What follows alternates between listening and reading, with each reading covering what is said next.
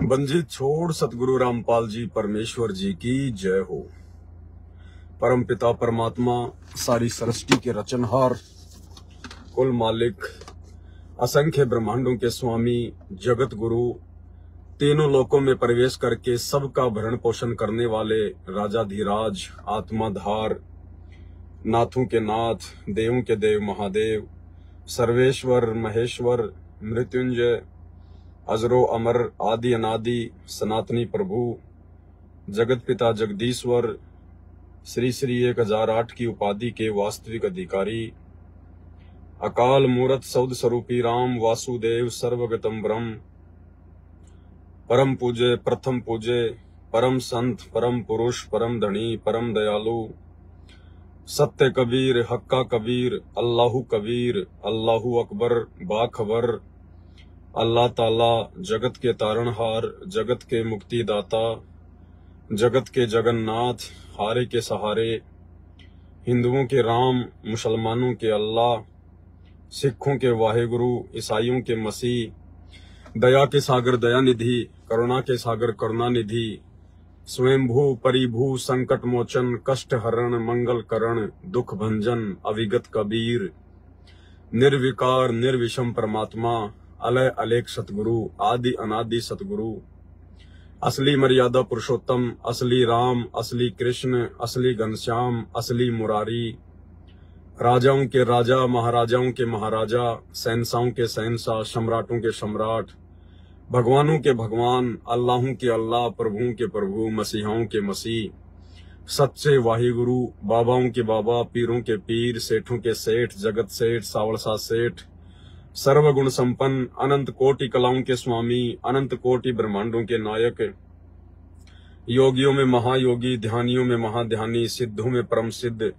ज्ञानियों में तत्व ज्ञानी, ब्रह्म ज्ञानी, महाज्ञानी, परम ज्ञानी, सर्वश्रेष्ठ ज्ञानी, विज्ञानी, युवा कबीर, समर्थ कबीर, असमवात, अमित ओजा, सच्चे रहनुमा, करीम अल्लाह, सुबहान अल्लाह, दुनिया के अंतिम पैगंबर, 8 सितंबर 1951 से गांव धनाना, जिला सोनीपत, हरियाणा, भारतवर्ष की पावन भूमि पे प्रकट रियल कल की भगवान श्री नारायण साकार हरि, श्री बाबा साहेब स्वयंभू संत श्रोमणी सतगुरु रामपाल जी परमेश्वर जी के चरण कमल में साध संगति से जुड़े हुए आप और हम सभी सत्सेवक भाई बहनों का अनंत कोटि दंडवत प्रणाम। सत्साई भाई और बहनों, दया है परमपिता परमेश्वर जी की, जिनके विशेष आशीर्वाद से, जिनकी विशेष रजा से, कृपा से आप और हम सभी सत्सेवक भाई बहन साध संगति से जुड़े हुए हैं। साध संगति से जुड़कर हम निरंतर परमपिता परमेश्वर सतगुरु रामपाल जी भगवान के भक्ति मार्ग में, उन्हीं के चरण कमल में दृढ़ता के साथ में आगे बढ़ रहे हैं। इस कलयुग की पिछली पीढ़ी में आप और हम सभी आत्माओं का ये परम सौभाग्य है, क्योंकि साध संगतियां केवल कलयुग की पिछली पीढ़ी में इस मोक्ष के प्राइम टाइम में ही परमात्मा शुरू करते हैं। आज से पहले के युगों में साध संगतियां नहीं होती हैं, क्योंकि आज से पहले जीवात्माओं के पूर्ण मोक्ष प्राप्ति का समय नहीं था। हम लोग अशिक्षित थे, शास्त्रों से अपरिचित थे और बहुत सारे रीजन थे, जिस कारण से परमात्मा ने साध संगतियों की आवश्यकता नहीं समझी। लेकिन वर्तमान में साध संगतियां ये गुरुदेव भगवान की एक विशेष रजा से है। हम ये तो नहीं कह सकते कि साध संगति के बिना कोई पार नहीं हो सकता, क्योंकि पार करने वाले तो परमात्मा है। तुम कर दो पल में पार, हो जा रजा तेरी, ये तो सतगुरु के हाथ में है। लेकिन सतगुरु भी अपनी एक जो प्लानिंग होती है उसी के अनुसार अपना सारा कार्य करता है। परमात्मा कलयुग की पिछली पीढ़ी में आकर परमात्मा भी उसी हिसाब से रिएक्ट करता है, एक आम व्यक्ति की भूमिका करता है, कुछ अनुयायी बनाता है, फिर उन सबके सहयोग से परमात्मा अपनी अन्य आत्माओं तक ज्ञान प्रचार करवाता है। तो ज्ञान प्रचार तो परमात्मा खुद भी कर सकते हैं, किसी भगत की क्या आवश्यकता है। लेकिन परमात्मा की कुछ प्लानिंग होती है, उसके अनुसार परमात्मा अपनी आत्माओं को भी कुछ सेवा देते हैं। अन्यथा 650 साल पहले ना ही तो कोई ज्ञान गंगा पुस्तक हुआ करती थी, ना ही कोई ज्ञान गंगा पुस्तक बांटने वाले भगत हुआ करते थे, ना कोई सोशल मीडिया थी, ना फेसबुक था, ना यूट्यूब था, ना कोई गाड़ी घोड़े थे। और समर्थ ने अपनी समर्थता के बलबूते पर यह दिखाया कि उस समय छुआछात कितने चरम पर थी।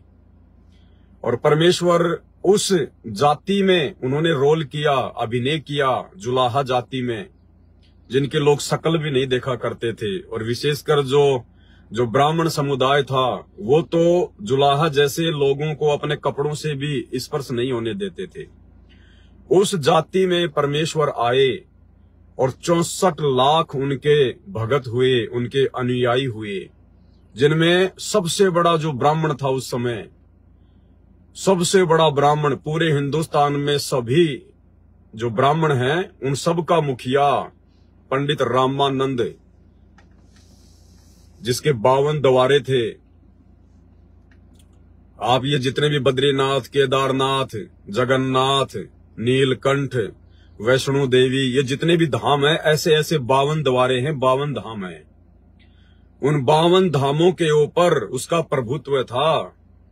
उसके अनुयायी वहां बैठकर सत्संग किया करते थे, पंडित रामानंद जी के अनुचर बनकर। इतना बड़ा पंडित था, ज्ञानी था, चारों वेदों को कंठस्थ याद कर रखा था। यानी हिंदुस्तान के ब्राह्मणों का मुखिया कह सकते हैं आध्यात्मिक दृष्टि से। परमात्मा ने अपने समर्थता के बलबूते पर उसको अपना पहला शिष्य बनाया था। पहला शिष्य, सर्वप्रथम उनको ही अपना पहला शिष्य बनाया था। और फिर उन्हीं को अपना मुंह बोला गुरु बनाकर, दुनिया की नजरों में पंडित रामानंद जी को अपना मुंह बोला गुरु बनाकर फिर परमात्मा ने आगे अपना कार्य शुरू किया। तो परमेश्वर को तो किसी चीज की आवश्यकता नहीं है, लेकिन वर्तमान में अपनी प्लानिंग के तहत ये साध संगतियों की जो शुरुआत है, ये सतगुरु रामपाल जी परमेश्वर जी के विशेष आशीर्वाद से हुई है। ये परमात्मा की प्लानिंग का एक अहम हिस्सा है।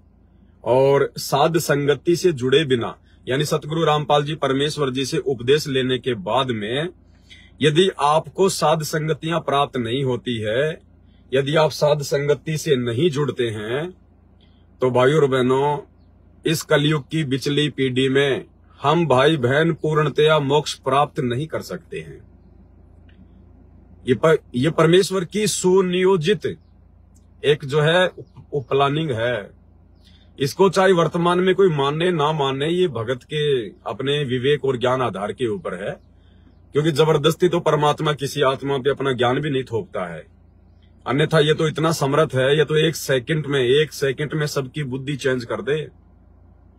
फिर क्यों परमात्मा इतना समर्थ होते हुए भी पिछले 34 वर्षों से, सन 1994 से और वर्तमान 2024 तक, और उससे पहले भी परमात्मा 6 साल तक ज्ञान ही प्रचार किया करते थे, तो क्यों परमेश्वर की शरण में मुट्ठी भर लोग आए हैं? मुट्ठी भर। विश्व की जनसंख्या तो छोड़िए, अगर भारत की जनसंख्या के हिसाब से हम देखें तो मुट्ठी भर भी आत्माएं, यानी भारत की जनसंख्या के हिसाब से भी 1% लोग भी वर्तमान में संत रामपाल जी की शरण में नहीं है। तो समर्थ अपनी समर्थता के बलबूते पर उस प्रकार से अपना कार्य नहीं करेगा जिस प्रकार से 650 साल पहले उन्होंने चमत्कार दिखा के किए। वर्तमान में परमेश्वर ने ज्ञान आधार को अपना मुख्य हथियार के रूप में चुना है, और ज्ञान आधार परमेश्वर ने केवल साध संगतियों में दिया है। इसलिए भाई बहनों को साध संगतियों से जुड़ना अति आवश्यक है। इसलिए साध संगतियों से जुड़कर ही हम अपनी भक्ति को सफल कर सकते हैं। क्योंकि अगर सतगुरु रामपाल जी परमेश्वर जी की परमात्मा के रूप में पहचान करनी है तो साध संगति से जुड़ना अति आवश्यक है। ये कोई मान बढ़ाई नहीं है। आप लोग पिछले 8 वर्षों से देख चुके होंगे, जो लोग साध संगति से जुड़े हुए हैं उनको तो अच्छे से पता है कि हाँ, वास्तव में साध संगतियां क्या है। और सतलोक आश्रम मैनेजमेंट हरियाणा, गुरुदेव का परिवार, ये बड़े बड़े कोऑर्डिनेटर, मायाधारी मस्करे, ये क्या है। तो साध संगत वाले भाई बहनों को तो अच्छी तरीके से पता है, और बाकी लोगों को भी धीरे धीरे पता चल जाएगा। तो ये विशेष दया है परमात्मा की। आज हम जो लाइव आए हैं, एक भाई ने दास को मैसेज किया है, वो भी साध संगति से जुड़ा हुआ है और जहां तक मेरी जानकारी है वो पिछले 2 या 3 वर्षों से साध संगति से जुड़ा हुआ है। और भाई और बहनों, इसीलिए दास आप जी को बार बार कहता है कि भगत पे कभी भी विश्वास मत करना। ये ना सोचना कि ये तो साध संगति से जुड़ा हुआ है, ये तो पवन भगत जी के साथ में रहता था या पवन भगत जी के वर्तमान में साथ में रहता है। इस तरह की बातें सोच के यदि हम भक्ति का पैमाना सेट करेंगे तो हम लोग धोखा खा जाएंगे।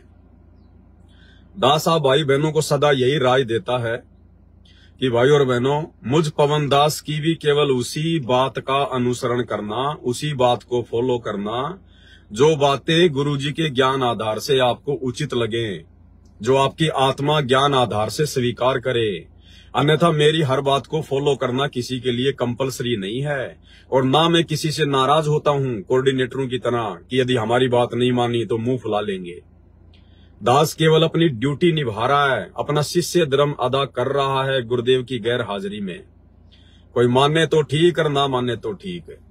हमने केवल गुरुदेव के ज्ञान को देखकर चलना है। सत्संगों में जो गुरुजी ने कह दिया उस आधार से हमने अपनी कॉमन सेंस का प्रयोग करते हुए इस भक्ति मार्ग पर सफलता की ओर आगे बढ़ना है।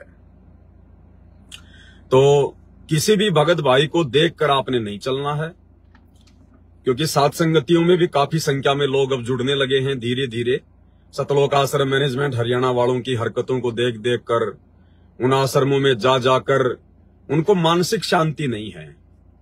उनके पास में पैसा तो है, उनका जो काम धंधा कारोबार है वो तो ठीक ठाक चल रहा है, क्योंकि भाई और बहनों, धर्म जो है, धर्म जो किया जाता है, परमात्मा कहते हैं धर्म तो 10 के नहीं 10 के तीनों लोग। खैरा इतमें खैर है कीजिए आत्म पोख। और परमात्मा कहते हैं कि सोया तो निष्फल गया, जाग्या सो फल ले, और साहिब हक ना राखसी, जब मांगो तब दे। तो इन आश्रमों में जा जाके जो धर्म भंडारे में सहयोग किया जाता है, ज्योति पाठ करवाया जाता है, तो धर्म के बदले परमात्मा धन तो देगा, लेकिन वो देगा किसको? जिसको मोक्ष नहीं चाहिए, जिसको केवल धन चाहिए धर्म के बदले में, दान के बदले में जिसको धन चाहिए, तो परमात्मा उसको धन तो खूब दे देगा। तो पैसा टका तो खूब मिल रहा है आश्रम वालों को, कोई दिक्कत नहीं, संगत को जो वहां जाके ज्योति पाठ वगैरह जो करवाती है।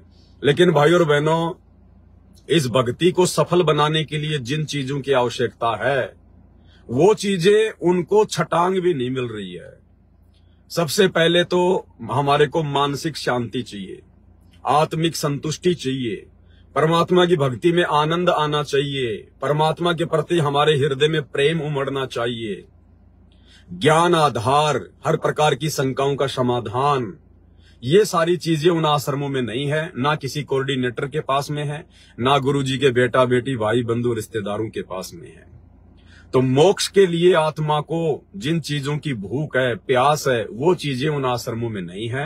बाकी ज्योति पाठ वगैरह भाई बहन जो भी करवा रहे हैं, जैसा भी करवा रहे हैं, तो परमात्मा उनकी आस्था को बनाए रखने के लिए, भक्ति मार्ग पर उनको टिकाए रखने के लिए थोड़ा बहुत परमात्मा उनको लाभ वगैरह देता रहता है। लेकिन ये कब तक चलेगा? परमात्मा ने तो सतलोक लेके जाना है ना, सतलोक के लिए आत्मा तैयार करनी है। यहीं पे थोड़े ना परमात्मा दान के बदले धन दे के अपनी आत्माओं को यूं ही जो अमल की बिगड़ने देगा। तो ये भी ज्यादा दिन नहीं चलेगा, वो समय बहुत नजदीक है। 2028 युग परिवर्तन का समय परमात्मा ने निश्चित कर रखा है। अब ये लाभ वाभ भी बंद हो जाएंगे थोड़े बहुत दिनों में, और उसके बाद में मजबूरन इन आत्माओं को या तो साध संगति से जुड़ना पड़ेगा, साध संगति के वीडियो देख के अपनी टूटी हुई मर्यादाओं को ठीक करना पड़ेगा, नाराज हो चुके परमात्मा को मर्यादित भक्ति करके प्रसन्न करना होगा, या फिर भाई अपने घर पे बैठ के अपनी पुरानी भक्ति में लग जाओ या दूसरे साधु संतों के चक्कर काटने लग जाओ, और कोई चारा नहीं है। तो साध संगति से ही परमात्मा दया बख्शेंगे। तो ये भाई 2-3 साल से साध संगति से जुड़ा हुआ है, और इतना सब कुछ सुनने के बाद में, इतने सब कुछ वीडियो देखने के बाद में, देखो अचानक से काल ने इसके अंदर क्या प्रेरणा की है। जबकि इस शंका का कोई औचित्य नहीं है, कोई मतलब नहीं है। लेकिन भाई और बहनों, दास की तो परमात्मा ने ड्यूटी लगा रखी है। परमात्मा किसी भी आत्मा की किसी भी प्रकार की शंका का समाधान करवाएंगे। वो आत्मा कल को परमात्मा के सामने ये ना कहे कि परमात्मा मेरी इस शंका का समाधान नहीं हुआ था, इसलिए वो शंका चाहे जायज हो चाहे नाजायज हो, दास की तो ड्यूटी परमात्मा ने यही लगाई है। तो शंका का समाधान हम जरूर करेंगे। हो सकता है इस प्रकार की शंका हमारे और अन्य भगत भाई बहनों को भी हो, उनके मन में काल ने कोई प्रेरणा की हो, क्योंकि मन रूप में काल तो साथ में रहता है ना, जीव के कर्म जो है वो बिगड़वाने के लिए। तो दास को परमात्मा ने प्रेरणा की, तो ये भाई की शंका है। इसमें भगत जी कह रहे हैं कि सतसाई भगत जी, दास को एक शंका है कि भगत जी आप पहले वाले वीडियो में कहते थे कि मैनेजमेंट के लोग संगत से पैसा लेकर अपना पर्सनल यूज में लेते हैं, जैसे अपने खाने के लिए, कपड़ों के लिए, तो वे गलत हैं। मगर भगत जी आप भी तो संगत की सेवा वाले पैसे का अपने पर्सनल यूज में यूज कर रहे हैं, तो क्या उससे संगत का सेवा का दुरुपयोग नहीं हो रहा है? समाधान कीजिएगा। ऐसे मेरी शंका नहीं, ऐसे मेरी ईर्ष्या नहीं, मेरी शंका समझिएगा। अब ईर्ष्या तो आप क्यों रखोगे मेरे से भाई? मैंने कौन सी आपकी भैंस खोल रखी है जो आप मेरे से ईर्ष्या रखोगे? अब शंका है, आपके मन में आई है, तो परमात्मा ने दास को प्रेरणा की है। देखो भाई बहन, परमात्मा कहते हैं जेता घट तेता मता, घट घट सोच विचार। जितनी खोपड़ियां होंगी उतने प्रकार के विचार उत्पन्न होते रहेंगे। तो भगत जी कह रहे हैं कि आप पहले तो वीडियो में कहा करते थे कि भाई मैनेजमेंट को दान धर्म का पैसा नहीं देना चाहिए, ज्योति पाठ का पैसा नहीं देना चाहिए, ये मैनेजमेंट वाले आपके पैसों का दुरुपयोग कर रहे हैं, आपके कर्म फोड़ रहे हैं। और वर्तमान में भगत जी आप जी भी कोई विशेष काम वगैरह नहीं करते हो, आप भी संगत के पैसों से सारा सब कुछ कर रहे हो, तो इसमें हम क्या समझें? क्या आप भी मैनेजमेंट वालों की श्रेणी में हो? तो ये शंका भाई को है। भाई और बहनों, पहले तो आपको दास क्लियर कर देता है, कुछ एक बातें हैं। परमात्मा अपने मिशन के लिए कुछ आत्माओं को निमित्त बनाता है, और परमेश्वर ने मौका देना पड़ता है उन आत्माओं को, भले वो आत्मा उस मिशन के अनुरूप कार्य करे या ना करे। परमेश्वर ने उस भगत की पिछले जन्म जन्मांतरों की भक्ति, त्याग, बलिदान, सेवा, दान धर्म के बदले में उस आत्मा को मौका देना पड़ता है। जैसे 650 साल पहले परमात्मा ने कमाल को मुर्दे से जिंदा किया, जबकि परमात्मा को इस बात का मालूम था कि ये आत्मा आगे चलकर गुरुद्रोही बनेगी और काल के जाल में मेरे हजारों भक्तों को फंसाएगी, लेकिन फिर भी परमात्मा ने कमाल को जिंदा किया। उसके बहुत सारी रीजन होते हैं भाई और बहनों, केवल एक ही रीजन नहीं होता। तो उसका एक रीजन और था, क्योंकि बहुत सारे रीजन तो दास आपको बता चुका है कि कमाल के माध्यम से परमात्मा ने वर्तमान में अपने बेटा बेटी, भाई बंधु, रिश्तेदारों की असलियत भी बतानी थी कि जिस कमाल को परमात्मा ने मुर्दे से जिंदा किया, अपने बेटे की तरह पाला पोसा, आध्यात्मिक शिक्षा दी, और आगे चलकर वही उनके परिवार का मुख्य जो सदस्य था, जिसको बेटे की तरह पाला, वही उनका सबसे बड़ा शत्रु हो गया, वही काल का एजेंट बन गया। तो परमात्मा हमें समझाना चाह रहे थे कि आगे जब कलयुग की पिछली पीढ़ी में मैं आऊंगा, उस समय भी ये काल मेरे आसपास, मेरे परिवार के रूप में, मेरे बेटा बेटी, भाई बंधु, रिश्तेदारों के रूप में ही, या मुख्य सेवादारों के रूप में ही अपने एजेंटों को भेजेगा। तो आप लोगों ने सावधान रहना है, बेटा बेटी की मोहर देखकर आंख बंद करके विश्वास नहीं करना है। और आज वही काम हो रहा है सारा का सारा, जो उस समय कमाल ने किया, परमात्माओं की मर्यादा तोड़वाई, आज वही काम साइलेंट रूप में, सूक्ष्म रूप में काल गुरुदेव के कलयुगी परिवार के माध्यम से करवा रहा है। सबको पता है कैसे कैसे राजनीतियां करवाता है, सारे उल्टे काम करवा रहे हैं संगत से, ज्ञान आधार से कोई लेना देना नहीं है। और दूसरा रीजन ये था भाई और बहनों कमाल को जिंदा करने का, क्योंकि वो आत्मा कभी न कभी परमात्मा की शरण में थी, अच्छी आत्मा थी, परमात्मा की भक्ति कर रही थी, लेकिन हम लोग परमात्मा से अपनी नादानी के चलते दूर होते आ रहे हैं। तो परमेश्वर ने उस आत्मा को एक मौका भी देना था। गुरुदेव भगवान ने, कबीर परमात्मा ने अपनी उस आत्मा को एक मौका देना था, क्योंकि उसकी किसी जन्म की दान, भक्ति, सेवा, त्याग और जो बलिदान था, उसका जो पुण्य था वो शेष था। और परमात्मा मौका देता है आत्मा को।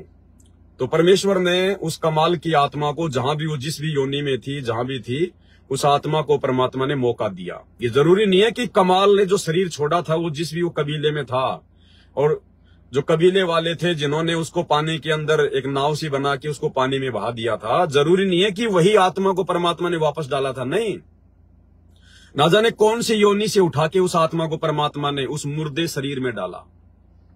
जिस प्रकार जो शेख तकी की बेटी थी वो मर गई थी 11 साल की उम्र में, और परमात्मा ने फिर अपनी किस आत्मा को परमात्मा ने अपनी किस आत्मा को कहां से लाके उसके शरीर में डाला।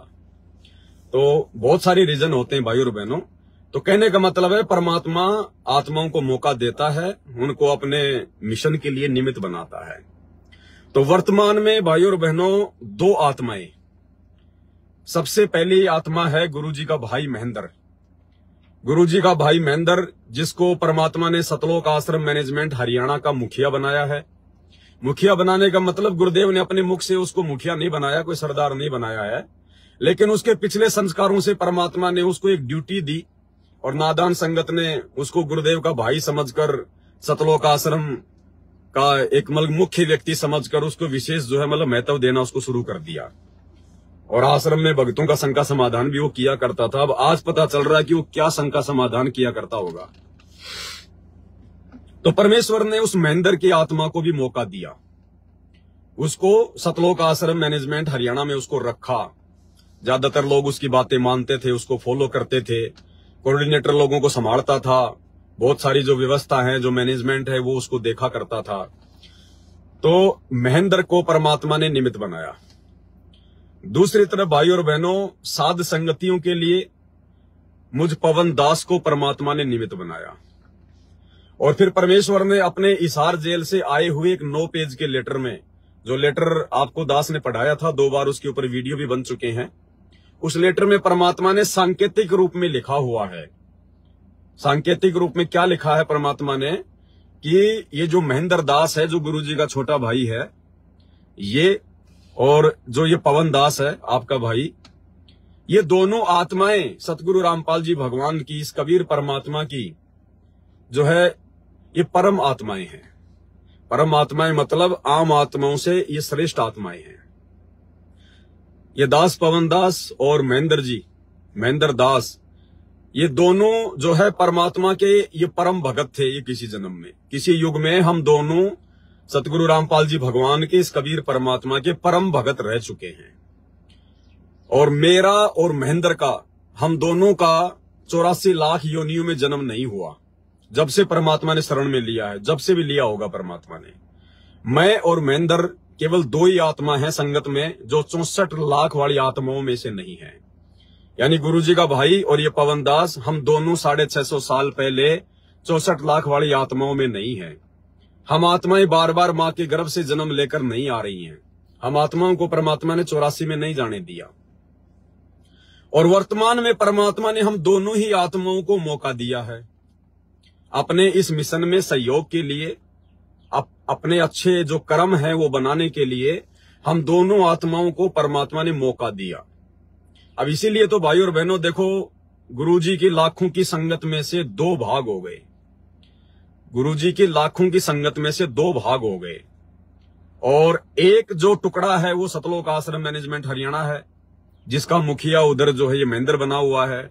और एक तरफ साध संगतियां शुरू हो गई, यानी दूसरा जो ग्रुप बन गया, उसके लिए परमात्मा ने इस कुत्ते को निमित्त बनाया, इस पवन दास को निमित्त बनाया। नहीं तो मैं तो आपके जैसा 2 कोड़ी का भगत था, मुझे कौन जानता था भाई, मुझे कौन पहचानता था मुझे संगत में, और ना हमने कभी ये सोचा जिंदगी में। लेकिन भाई जो परमात्मा ने देना होता है वो परमात्मा देता है, जो मौका परमात्मा ने देना होता है परमात्मा देता है। अब उस मौके का कौन फायदा उठाएगा और कौन नहीं उठाएगा, ये फिर आगे उन भक्तों के स्वतंत्र कर्मों के ऊपर है। तो मौका परमात्मा ने महेंद्र को भी दिया और मौका परमात्मा मुझ दास को भी दे रहे हैं। लेकिन महेंद्र के कोई माड़े कर्म, उसके कोई कमजोर संस्कार बीच में आ गए, जो इतनी अच्छी आत्मा होने के बावजूद भी काल का वर्तमान में मोहरा बन गई, काल के जाल में फंस गई, काल की चाल में फंस गई, काल के षड्यंत्र में फंस गया वो। और इस दास के ऊपर परमात्मा ने रजा कर दी, परमेश्वर ने दया बख्शी। दास को परमात्मा ने ज्ञान आधार से साध संगतियों के लिए निमित्त बना दिया। ये बातें मेरे द्वारा परमात्मा ने जो हजारों वीडियो बनवाए हैं, उनकी पुस्तकों के ऊपर, सत्संगों के ऊपर, साध संगतियों में जा जाके आप जी देख के भली भांति आकलन कर सकते हो। जबकि महेंद्र ने आज तक, महेंद्र ने नाम लिया था, महेंद्र ने तो अपने दादा गुरुजी से ही नाम ले लिया था, महेंद्र ने तो दादा गुरुजी से ही नाम ले लिया था। उसके बाद में जब सन 1994 में अपने पूज्य गुरुदेव जी को अपने मुंह बोले गुरुजी से नाम दीक्षा देने की आज्ञा हुई लीलामय रूप से, उसके बाद में गुरुजी ने फिर से महेंद्र को नाम दीक्षा दी। तो सोचिए, महेंद्र तो पिछले 30 साल से जुड़ा हुआ है और ये पवन दास तो 2013 में जुड़ा परमात्मा से। तो मैं तो महेंद्र दास से भक्ति मार्ग के हिसाब से भी बहुत छोटा हूं और उम्र के हिसाब से भी मेरी तो 40 साल की उम्र है। महेंद्र की लगभग जो है 65-66 साल की उम्र हो गई। तो हर प्रकार से वो मेरे से बड़ा ही है। लेकिन भाई और बहनों, फिर भी परमात्मा ने दास के ऊपर विशेष दया बना के रखी है।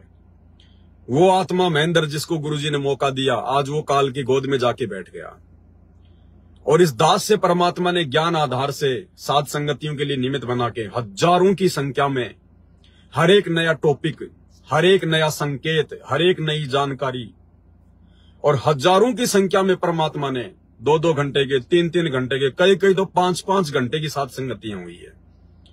और महेंद्र का पिछले 30 वर्षों से आप जी एक आधे घंटे का वीडियो भी नहीं देख पाओगे।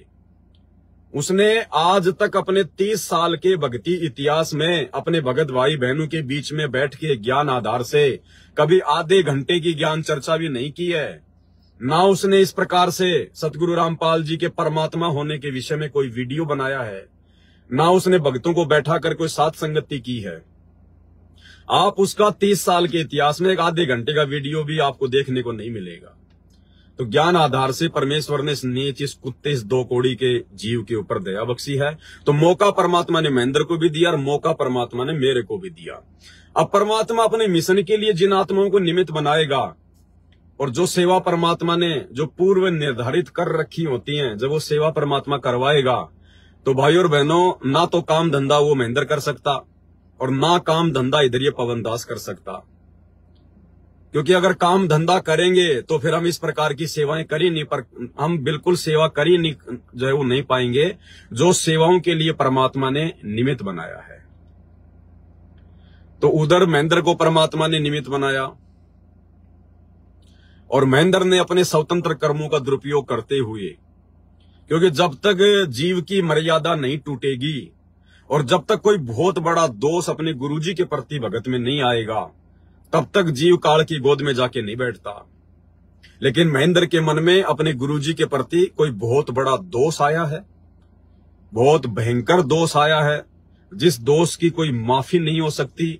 उसके बाद इसकी मर्यादा टूटी है और धीरे धीरे 2014 बरवाला कांड से पहले ही काल ने इस महेंद्र को अपने आगोश में लेना शुरू कर दिया।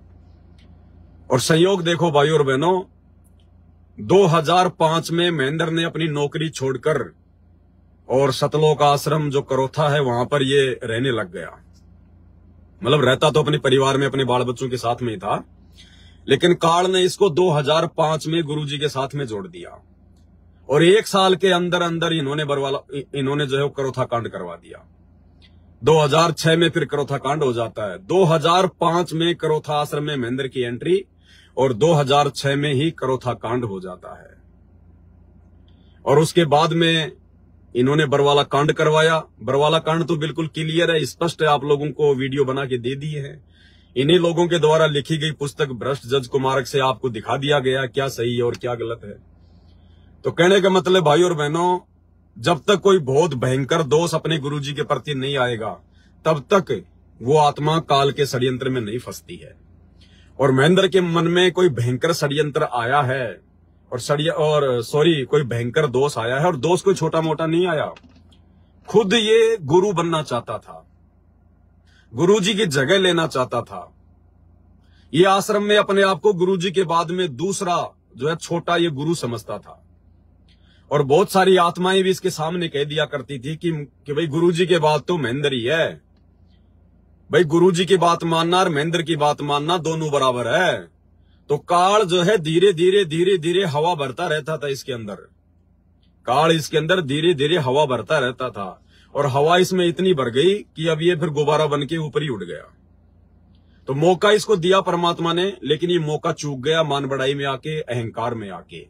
और वैसे भी भाई और बहनों, गुरु को परमात्मा माने बिना आप जी उनके भगत कहला नहीं सकते। भले नाम दीक्षा ले लो, ठप्पा लगाने से कोई भगत नहीं बन जाता। आज ना जाने कितने संत रामपाल जी से उपदेश लेके भगत का ठप्पा लगा के दारू के ठेके खोल के बैठे हैं, ना जाने कितने उल्टे काम करते हैं, नशे का वो कारोबार करते हैं। बहुत सारे लोग हैं, तो खाली गुरुजी के नाम उपदेश का ठप्पा लगने मात्र से कोई भगत नहीं बन जाता है। तो महेंद्र के मन में भयंकर दोष आया, जिस कारण से ये काल की गोद में बैठ गया और काल ने इसको उस कमाल की तरह अपना मुख्य मोहरा बना लिया बरवाला कांड के लिए। तो कहने का मतलब भाई और बहनों, परमात्मा ने तो निमित्त बनाया, परमात्मा ने तो उसको भी मौका दिया और परमात्मा ने मेरे को भी मौका दिया, लेकिन वो आत्मा अपने कमजोर संस्कारों के चलते, गुरुजी को परमात्मा ना मानने के चलते, क्योंकि भाई और बहनों, एक भाई कैसे अपने भाई को, एक भाई 40 साल बाद कैसे अपने भाई को परमात्मा मान लेगा? आप खुद सोचिएगा, आप खुद सोचिए। आप परिवार में 2 भाई हैं, अब बचपन में भाई कैसे रहते हैं, कैसे खेलते हैं, आपस में लड़ाई झगड़ा, गाली गलौच, मारपीट, छोटी छोटी बातों पे राग द्वेष, ईर्ष्या, मन मुटाव।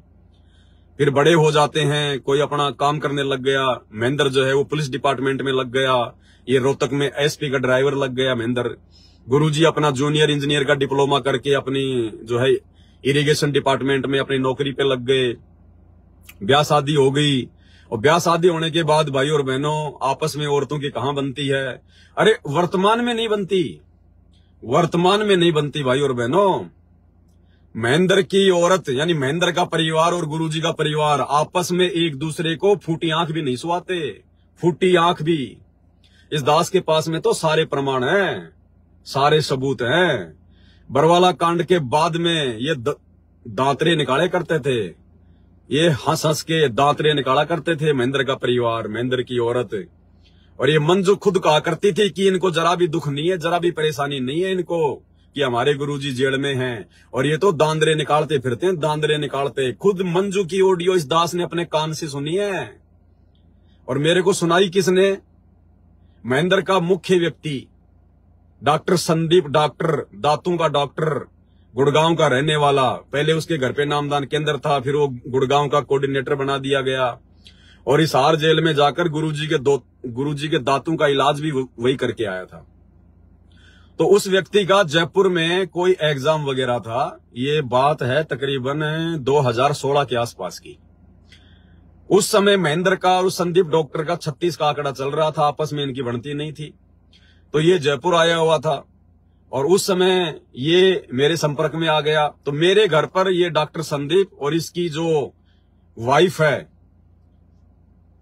सुमन, जो कि वकील है, वो गुरुजी के मुकदमों में भी वो वकील है, गुरुजी के मुकदमों में भी सुमन जो है वकील है। तो ये डॉक्टर संदीप और उसकी पत्नी सुमन दोनों दास के घर पे जयपुर में आए थे, और 4-5 दिन तक ये दास की झोपड़ी पे रहे थे, किराए के मकान पे। ये सुबह अपना जो कॉलेज वगैरह थी, जो भी इसको एग्जाम देना था वो दांतों का, ये चला जाता था, शाम को आ जाता था, रात को 2 बजे तक हम लोग बातें किया करते थे। और वो मेरे को मैनेजमेंट वालों की, महेंद्र की, मंजू की, इन सब की ऑडियो सुनाया करता था कि देख ले भगत जी क्या हो रहा है, भगत जी देख ले पवन दास क्या हो रहा है, ये है गुरुजी के परिवार का हाल, ये है महेंद्र के परिवार का हाल। इनको किसी को गुरुजी की कोई चिंता नहीं है, कोई फिक्र नहीं है। तो भाई और बहनों, दास के पास में तो परमात्मा ने जो भी चीजें थी वो सारी पहुंचा रखी है। तो कहने का मतलब है भाई और बहनों, इसके मन में अब फिर दोष आ गया। अब औरतों का आपस में झगड़ा, मन मुटाव, छोटी छोटी बातों को लेकर, औरतों की बातों को लेकर भाइयों में भी मन मुटाव हो जाता है। खैर परमात्मा में तो कभी मन मुटाव नहीं आता, लेकिन महेंद्र तो जीव है, महेंद्र थोड़ी कोई परमात्मा है, कोई भगवान है, ये तो 2 कोड़ी का जीव है, ये तो भगत नंदराम के बिंद का बेटा है। सतगुरु रामपाल जी तो परमात्मा है, वो तो मनुष्य चोले में लीला कर रहे हैं, वो तो प्रकट हुए हैं, वो तो एक लीला कर रहे हैं परमात्मा, एक परिवार में आने की, एक भाई बनाने की, एक माता पिता बनाने की। लेकिन महेंद्र थोड़ी परमात्मा है, ये तो 2 कोड़ी का चीकला है। तो महेंद्र के मन में क्यों ना दोष आएगा? और वही भाई फिर 40 साल बाद में जाके कह दे कि भाई ऐसे ऐसे मैं तो जगत गुरु हूं, तत्वदर्शी संत हूं, मेरे को तो परमात्मा ने पूरे विश्व का उद्धार करने के लिए नियुक्त किया है। भाई वो महेंद्र कभी जिंदगी में नहीं मान सकता कि ये परमात्मा होगा, ये भगवान होगा, ये कबीर होगा, ये अवतार होगा, जिंदगी में नहीं मान सकता। और ये सबसे बड़ी कमजोरी, यानी गुरुजी के परिवार में पैदा होना इस महेंद्र के लिए सबसे बड़ा अभिशाप। सतगुरु रामपाल जी का बेटा बेटी बन के पैदा होना समाज के हिसाब से, संत रामपाल जी के माता पिता की भूमिका निभाना, संत रामपाल जी के रिश्तेदारों की भूमिका निभाना, भाई और बहनों, ये सबसे बड़ा अभिशाप है, सबसे बड़ा अभिशाप है। जो मूर्ख भगत हैं, जिनको ज्ञान नहीं है, वो तो ये सोच के बड़े खुश होते हैं कि यार गुरुजी का बेटा, गुरुजी की बेटी, गुरुजी के पोते पोतियां, जबकि आध्यात्मिक दृष्टि से वो सबसे गई गुजरी आत्मा है। यानी वो परमात्मा प्राप्त नहीं कर सकती वो आत्मा इसी जन्म में। हाँ, वो मान बढ़ाई प्राप्त कर सकती है, ऊंचा कोई पद प्राप्त कर सकती है, भक्तों में वो कैप्टन बन सकता है, सरदार बन सकता है, कोऑर्डिनेटर बन सकता है, लेकिन वो आत्मा परमात्मा प्राप्त नहीं कर सकती। तो गुरुजी के परिवार के रूप में पैदा होना, ये सबसे बड़ा अभिशाप है इस आत्मा को। और इस दास पे परमात्मा ने दया बख्शी। दास ने अपने से 400-500 किलोमीटर दूर पटक दिया। परमात्मा आए हरियाणा में, दास को हरियाणा के बॉर्डर पर जन्म दे दिया। राजस्थान के झुंझुनू जिले में इस पवन दास को परमात्मा ने जन्म दे दिया।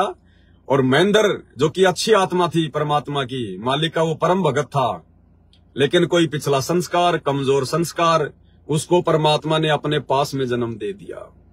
अब परमात्मा के पास में जन्म लेना कितने सौभाग्य की बात है। लेकिन अगर परमात्मा को नहीं पहचाना, परमात्मा को नहीं जाना, भगवान की दृष्टि से नहीं देखा, तो उससे ज्यादा मतलब निकम्मी आत्मा फिर और कोई दूसरी नहीं हो सकती। तो कहने का मतलब भाई और बहनों, देखो, जब परमात्मा ने दोनों आत्माओं को और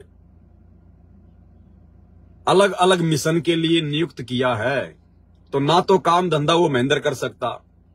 अब वो महेंद्र अगर कोई फैक्ट्री में काम करने लग जाए 8 घंटे 10 घंटे, अगर कोई पानी पतासी का ठेला लगाने लग जाए, तो आप लोग भूल जाना कि वो ये जो आश्रम वगैरह होते हैं, इनकी सारी व्यवस्था ठीक ठाक संभाल लेगा, सारा काम कर लेगा, नहीं कर पाएगा।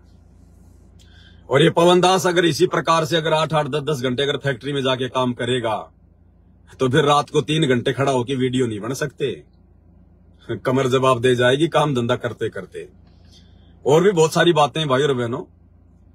तो परमेश्वर ने दोनों आत्माओं को निमित्त बनाया। तो भाई काम धंधा, जो भगत की शंका है ना कि भाई वो भी संगत के जो पैसे हैं उन्हीं से अपना गुजारा कर रहे हैं, आप भी संगत के पैसों से गुजारा कर रहे हो, फिर आप दोनों में अंतर क्या है, तो भगत को ये शंका हो गई। अंतर ये है भगत जी कि आप लोगों को सेवा के बदले रिटर्न क्या मिल रहा है, ये सबसे महत्वपूर्ण पॉइंट है।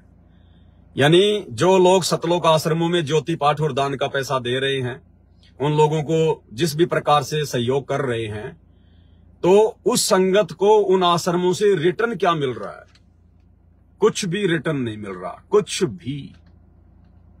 और साध संगति में जो भाई बहन आवश्यकता पड़ने पर सेवा में सहयोग करते हैं, क्योंकि हम लोग ज्योति का पैसा नहीं लेते, ना हम कोई ज्योति करते, ना हम लोग किसी से पाठ प्रकाश का पैसा लेते, ना हम कोई पाठ प्रकाश करते, क्योंकि ये गलतियां तो हम कर नहीं सकते। परमात्मा ने सोच समझ कर दास को साथ संगतियों के लिए खड़ा किया है। हमारे पास में भगत भाई बहन थोड़ा बहुत जो भी सेवा देते हैं, वो सेवा भी उस समय देते हैं जब दास मैसेज डालता है कि भाई ये परमात्मा की सेवा है। आप सबके सामने वो सेवा भी रखी जाती है कि भगवान अब ये सेवा करवा रहे हैं, आने वाले दिनों में ये सेवा शुरू हो रही है। और जब भाई बहन जब ज्ञान आधार से विचार करते हैं कि हाँ भाई इस सेवा में तो हम सब ने सहयोग जो है करना ही करना चाहिए, उसके बाद वो अपनी मर्जी से सहयोग करते हैं। हम कोई डरा के धमका के गुरुद्रोही हो जाएगा, आश्रम में नहीं आने देंगे, हम इस प्रकार के ये ड्रामेबाजी करके हम किसी से सेवा नहीं लेते, अपनी मर्जी से देते हैं जो भी देता है वो। और वो सेवा फिर सबकी आंखों के सामने होती है। तो मैनेजमेंट वाले संगत को रिटर्न क्या दे रहे हैं? सबसे अहम बात यह है, अगर ये लाखों की संगत अगर लाखों में ज्योति पाठ अगर करवा रही है, 21-21 हजार का पाठ, यानी करोड़ों रुपया हर समागम में सारा खर्चा पिर्चा काट के सतलोक आश्रम मैनेजमेंट हरियाणा को प्रॉफिट के रूप में मिलता है। अब आप भाई बहनों की ज्योति पाठ और दान और 10वें अंश के बदले और जो सेवा आप जी वहां जा जाके कर रहे हो अपनी मूर्खता में, अज्ञानता में, आपको उसके बदले में मिल क्या रहा है? सिवाय आपकी मर्यादा तुड़वाने के कुछ नहीं मिल रहा। आप ही का जूता आप ही के सिर पे मारा जा रहा है। आप लोगों से गंदी राजनीतियां करवाई जाती हैं। आप जिन आश्रमों में जाके दान धर्म दे रहे हैं ना अपने आत्म कल्याण के लिए, तो आपके उस पैसे के बदले, आपकी सेवाओं के बदले, आपके ज्योति पाठ के बदले आप लोगों से मर्यादा तोड़वाई जाती है। 2019 में इसी आश्रम वालों ने, इसी महेंद्र ने, क्योंकि मुखिया वर्तमान में महेंद्र ही है, मुखिया वर्तमान में मैनेजमेंट का महेंद्र ही बना हुआ है, तो इस महेंद्र ने 2019 में पीले पर्चे निकलवाकर, कोऑर्डिनेटरों को आदेश देकर, कांग्रेस सरकार का सपोर्ट करवाकर, कांग्रेस सरकार को वोट डलवाने का आदेश देकर आप लोगों की मर्यादा तोड़वाई, क्योंकि ये घटिया गंदी राजनीति वाला कर्म संत रामपाल जी के भक्ति मार्ग में नहीं है। तो रिटर्न में क्या दिया? मर्यादा तोड़वाई। 2024 वर्तमान में इन्होंने कांग्रेस को छोड़ दिया, दल बदल लिया, अब ये बीजेपी के चमचे बन गए। वर्तमान में खुलेआम अब तो भक्तों को बसों में बैठा बैठा के और नरेंद्र मोदी की रैलियों में लेके जाया गया। अरे सोनीपत के गोहाना में जो नरेंद्र मोदी की रैली थी 2 महीने पहले, झज्जर, रोहतक, ये आसपास के जो शहर थे, जो वो जिले थे हरियाणा के, सरेआम भक्तों को बसों में भर भर के गुरुजी का आदेश बता बता के, पीले पर्चे निकाल निकाल के, मैसेज कोऑर्डिनेटरों से डलवा डलवा के, और भाई बहनों को नरेंद्र मोदी की रैली में शामिल करवाया गया। बीजेपी को वोट डलवाए गए, आपकी मर्यादा तोड़वाई गई। आपको रिटर्न क्या मिल रहा है? आप ही का जूता आप ही के सिर पे मारा जा रहा है।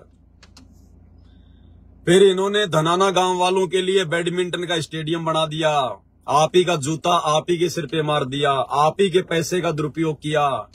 क्यों किया? क्योंकि गलती आपकी है। गुरुजी तो कहते हैं गुरु बिन माला फेरते, गुरु बिन देते दान, गुरु बिन दोनों निष्फल है, चाहे पूछो वेद पुराण। ये आप लोगों की गलती है। 2014 बरवाला कांड के बाद से परमात्मा संगत की परीक्षा ले रहे हैं। आप लोग परीक्षा में फेल होते जा रहे हो। गुरुजी ने कब कहा कि आप मेरे भगत को ज्योति पाठ का पैसा देना, आप मेरे भगत को दान का पैसा देना? कब कहा गुरुजी ने? कब कहा गुरुजी ने कि आप किसी भी कुपात्र को ज्योति पाठ का पैसा दे दो? कब कहा गुरुजी ने कि मेरे से आज्ञा लिए बिना आप जी किसी को भी पाठ करवा दो? तो जितने भी लोग पाठ करवा रहे हैं हिसार जेल में जाके, कौन आदेश लेके आया परमात्मा के? ये परीक्षा चल रही है। तो आप ही का जूता आपके सिर पे, आपके ज्योति पाठ के 50 लाख रुपए से धनाना गांव के बच्चों के लिए और बैडमिंटन का स्टेडियम बना दिया जाता है, सिर्फ और सिर्फ इसलिए। ये मर्यादा परमात्मा की केवल इसलिए तोड़वाई गई ताकि धनाना गांव में इन्होंने जो आश्रम का काम शुरू कर रखा था, ताकि धनाना गांव वाले इनसे खुश रहें। आश्रम के निर्माण कार्य में किसी प्रकार का कोई ऑब्जेक्शन धनाना गांव वाले ना करें, क्योंकि पूरा गांव गुरुजी के विरोध में है ना, कि हमारे गांव का नाम बदनाम कर दिया संत रामपाल जी ने जेल में जाके देशद्रोह का मुकदमा लगवा के। तो इनको डर था, इनको भय था, तो इन्होंने अपनी तरफ से और गांव वालों के लिए संगत के ज्योति पाठ और दान के पैसे से 50 लाख का स्टेडियम बना दिया। जबकि आपके गुरुजी के नियम क्या हैं? गुरुजी तो ताश कोई खेल रहा है, वहां बैठना भी नहीं है, सहयोग भी नहीं करना है, मोबाइल में वीडियो गेम भी नहीं खेलना है, जुआ वगैरह कुछ नहीं खेलना है। अगर कोई कबड्डी वॉलीबॉल कुछ भी खेल रहा है, आपने खड़ा होके देखना भी नहीं है, वो भी उसके समर्थन में आ जाता है, उसके सहयोग में आ जाता है, भीड़ इकट्ठा करना। जबकि इन लोगों ने तो खुद के पैसों से, यानी संगत के पैसों से, और इन्होंने अपने कोई बाप दादाओं की जमीन बेच के थोड़ी बनाया है। इस महेंद्र ने अपनी औरत के गहने बेच के थोड़ी बनवाया स्टेडियम। आप भाई बहनों के गहने बिकवा कर, आप भाई बहनों के जेवरात बिकवा कर, आप भाई बहनों को ज्योति पाठ के लिए उकसा कर, और उन पैसों से इन्होंने ये सारे कुकर्म किए। तो आप संगत का जूता आप संगत वालों के सिर पर, ये आपको रिटर्न मिल रहा है। धनाना आश्रम के अंदर 3 एकड़ जमीन में हॉस्पिटल का काम शुरू हो चुका है, फाउंडेशन भर गया है, ऊपर का काम चल रहा है। क्यों भाई? ये परमेश्वर का आदेश है क्या? क्या आपको लगता है आपका गुरु भगवान, जो गुरु भगवान अपनी भक्ति की शक्ति से, अपने आशीर्वाद से दुनिया के असाध्य रोग काट रहा है, बड़े बड़े हॉस्पिटल, बड़े बड़े डॉक्टर जब हाथ खड़े कर देते हैं तो संत रामपाल जी की शरण में आकर भगत अपना इलाज करवाते हैं फ्री में, ना कोई ऑपरेशन, ना कोई गोली दवाई, कुछ नहीं, सिर्फ गुरुजी आशीर्वाद देते ही और थोड़े दिनों में भक्ति करने से वो रोग गायब। क्या वो गुरु 3 एकड़ जमीन में इतना बड़ा, 3 एकड़ यानी कम से कम 9-10 बीघा, क्या इतना बड़ा हॉस्पिटल बनवाएगा? क्या संत रामपाल जी की भक्ति में अब वो शक्ति नहीं रही क्या? क्या अब संत रामपाल जी के आशीर्वाद से, उनकी भक्ति से रोग ठीक नहीं होते क्या? तो भाई और बहनों, आपका जूता आपके सिर पे। गुंडों की सीबीआई जांच में समर्थन करना, 5 लाख रुपए आपकी ज्योति पाठ का राजपूत करणी सेना को चंदे के रूप में देना, आप भाई बहनों का जूता आप ही के गले में डाल दिया, गधा बना दिया संगत को, गधा। बताओ क्या मतलब था हमारा? गुंडों का और भक्तों का क्या मेल भाई? लेकिन गुंडे लोग तो गुंडू से मेल रखेंगे। अरे गुंडों का तो गुंडू से मेल होगा और भक्तों का भक्तों से मेल होगा। तो सतलोक आश्रम मैनेजमेंट हरियाणा ने राजस्थान के एक गैंगस्टर जो कि 4-5 साल पहले पुलिस एनकाउंटर में मारा गया था, आनंदपाल सिंह, उसकी सीबीआई जांच का समर्थन उसके समाज के लोग कर रहे थे, राजपूत समाज के लोग, राजपूत करणी सेना वाले। जबरदस्ती एपी सिंह वकील ने, क्योंकि एपी सिंह वकील भी राजपूत है और एपी सिंह वकील उस गैंगस्टर का मुकदमा लड़ रहा था, इधर से एपी सिंह संत रामपाल जी का मुकदमा लड़ रहा था। एपी सिंह ने दोनों के आपस में दोस्ती करवा दी, मित्रता करवा दी और महेंद्र से कह दिया कि महेंद्र जी आप तो इस मूर्ख संगत को पीछे लगाकर आनंदपाल की सीबीआई जांच का समर्थन करवाओ और इधर से राजपूत करणी सेना वाले आपके गुरुजी के समर्थन में आ जाएंगे, संत रामपाल जी की सीबीआई जांच के समर्थन में आ जाएंगे। और इस मतिहीन व्यक्ति महेंद्र ने थोड़ा सा भी दिमाग ना लगाकर, थोड़ी सी भी कॉमन सेंस का प्रयोग ना करके और झट से अपने आप को संत रामपाल जी के बाद में संगत का सतगुरु समझते हुए और तुरंत इसने फैसला ले लिया। और जब राजस्थान के अजमेर में रैली थी राजपूत करणी सेना की 2018 में, तो वो एलडी जोधपुर वाला जो कि ये राजस्थान के सोजत वाले आश्रम में रहता है, वो पहुंच गया वहां 5 लाख रुपए का चेक लेके और उन राजपूत करणी सेना वालों को, उसी दादा सुखदेव सिंह गोगा मेडी को जो इनका दादा था, जो अभी साल भर पहले जो गोलियों से भूनकर जिसको मार दिया गया है, उसको 5 लाख रुपए दिए। तो संगत का जूता संगत के सिर पे। और इसके अलावा आपको कितने कुकर्म गिराए भाई और बहनों, आप सबको पता है। गांव वालों के लिए रोडे ठीक करवाना, गांव वालों के लिए बसें चलाना फ्री में, एम्बुलेंस चलाना। अरे क्यों चला रहे हो फ्री में एम्बुलेंस गांव वालों के लिए? क्यों गांव वालों के लिए फ्री में बसें चला रहे हो? क्यों संगत के ऊपर उन गांव वालों का भार चढ़ा रहे हो? क्या भार नहीं चढ़ेगा क्या? गुरुजी ने कम मना किया फ्री में देने के लिए। क्यों संगत को बेचारी को जो है ऋणी बना रहे हो? क्यों संगत को बांध रहे हो काल के झांसे में? अब ये संगत की भी कमजोरी है भाई। तो कहने का मतलब है सतलोक आश्रम मैनेजमेंट हरियाणा ने आप लोगों को रिटर्न क्या दिया? सिवाय आपकी मर्यादा तोड़वाने के आपको कुछ भी नहीं दिया। और दूसरी तरफ इस दास को परमात्मा ने सात संगति के लिए निमित्त बनाया और सात संगति में ना कोई ज्योति का पैसा लिया जाता, ना कोई पाठ प्रकाश का पैसा लिया जाता, ना कोई आश्रम बनाने के लिए किसी से कोई जमीन ली जाती है। हल्का फुल्का सात संगति में तो सब ऐसे टूटे फूटे भाई बहन है। कोई 10 रुपए देता है, कोई 1000, कोई 2000, कोई 5000, एक आध बेचारा कोई 50,000, कोई लाख रुपए कोई किसी ने कोई दे दिए। और है कौन बताओ सात संगति में? ना हम कोई इतनी बड़ी सेवाओं का फालतू में को ठेका लेते, ना हम कोई गुंडों की सीबीआई जांच के समर्थन में जाते, ना हम राजनेताओं से तालमेल रखते। हमारा तो एक ही नेता है, सतगुरु रामपाल जी भगवान। हमारा कोई राजनेता नहीं है और ना हमें किसी राजनेता की आवश्यकता है। दुनिया के सबसे बड़े राजा और राजनेता सतगुरु रामपाल जी भगवान के रहते सहते।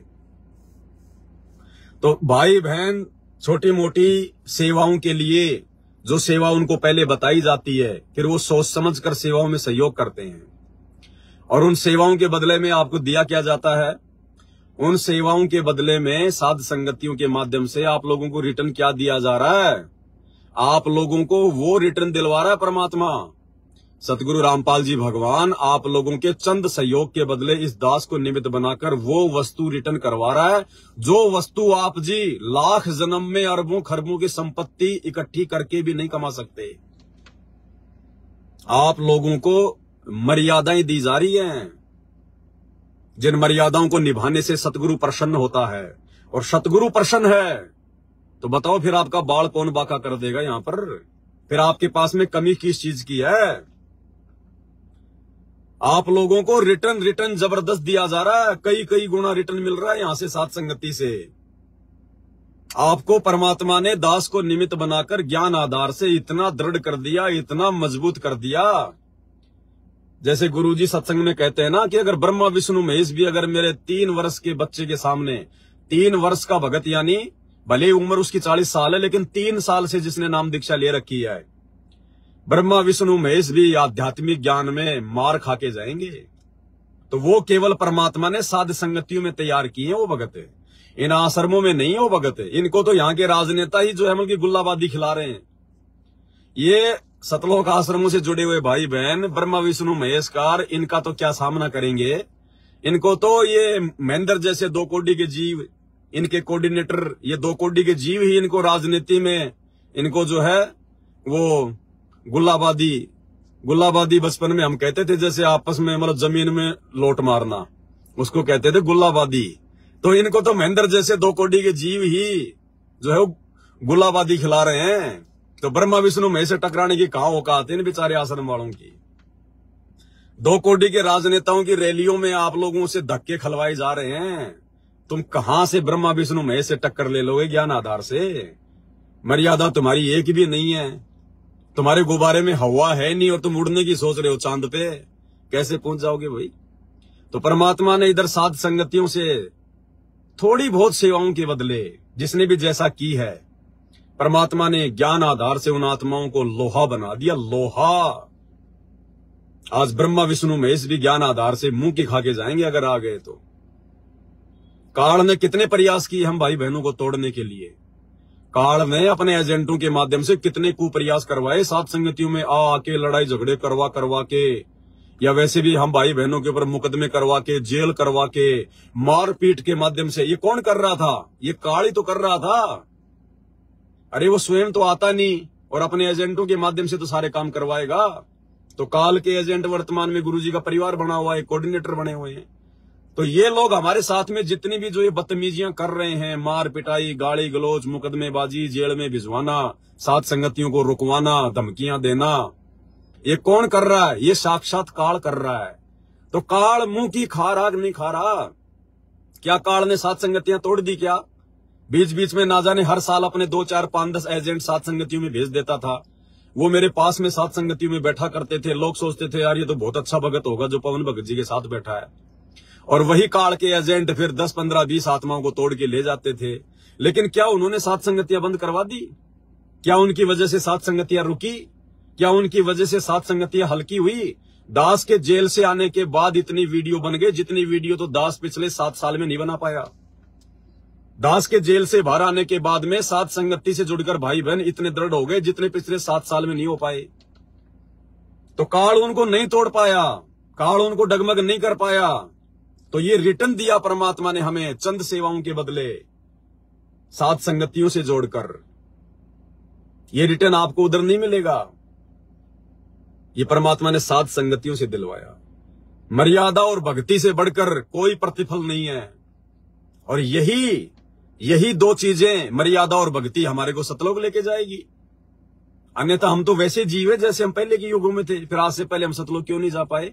क्योंकि हमारे पास में मर्यादा और भक्ति नहीं थी। मर्यादा और भक्ति के बाद में सबसे बड़ी जो चीज है पूर्ण मोक्ष के लिए, वो है गुरु को ही परमात्मा मानना। अब ये गुरु को परमात्मा मानने वाली जो रिहर्सल है, ये केवल साध संगतियों में है, उन आश्रमों में नहीं है। उन आश्रमों में तो गुरु को केवल जीव माना जाता है। गुरु जी का तो केवल जन्मदिन मनाया जाता है। गुरु जी को तो 2 कोटि का जीव माना जाता है, उनका जन्मदिन मना दिया जाता है 8 सितंबर को। और सात संगतियों में गुरु जी को परमात्मा माना जाता है।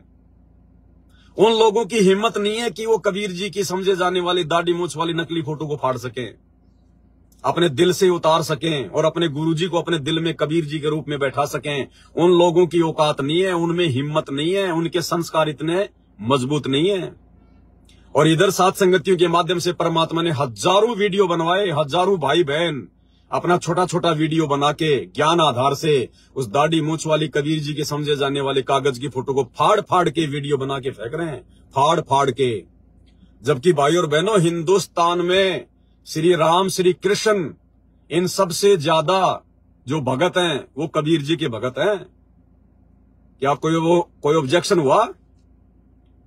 2-4 ने आवाज उठाई थी, हमारे खिलाफ अखबारों में भी एड निकलवाई, रैलियां भी निकाली, पवन दास को फांसी दो, पवन दास को फांसी दो। बहुत सारे राजनेताओं के माध्यम से भी, बड़े बड़े वकीलों के माध्यम से भी, और सतलोक आश्रम मैनेजमेंट हरियाणा वाले भी जाके उनका सपोर्ट कर रहे हैं कि हां पवन दास को फंसाओ।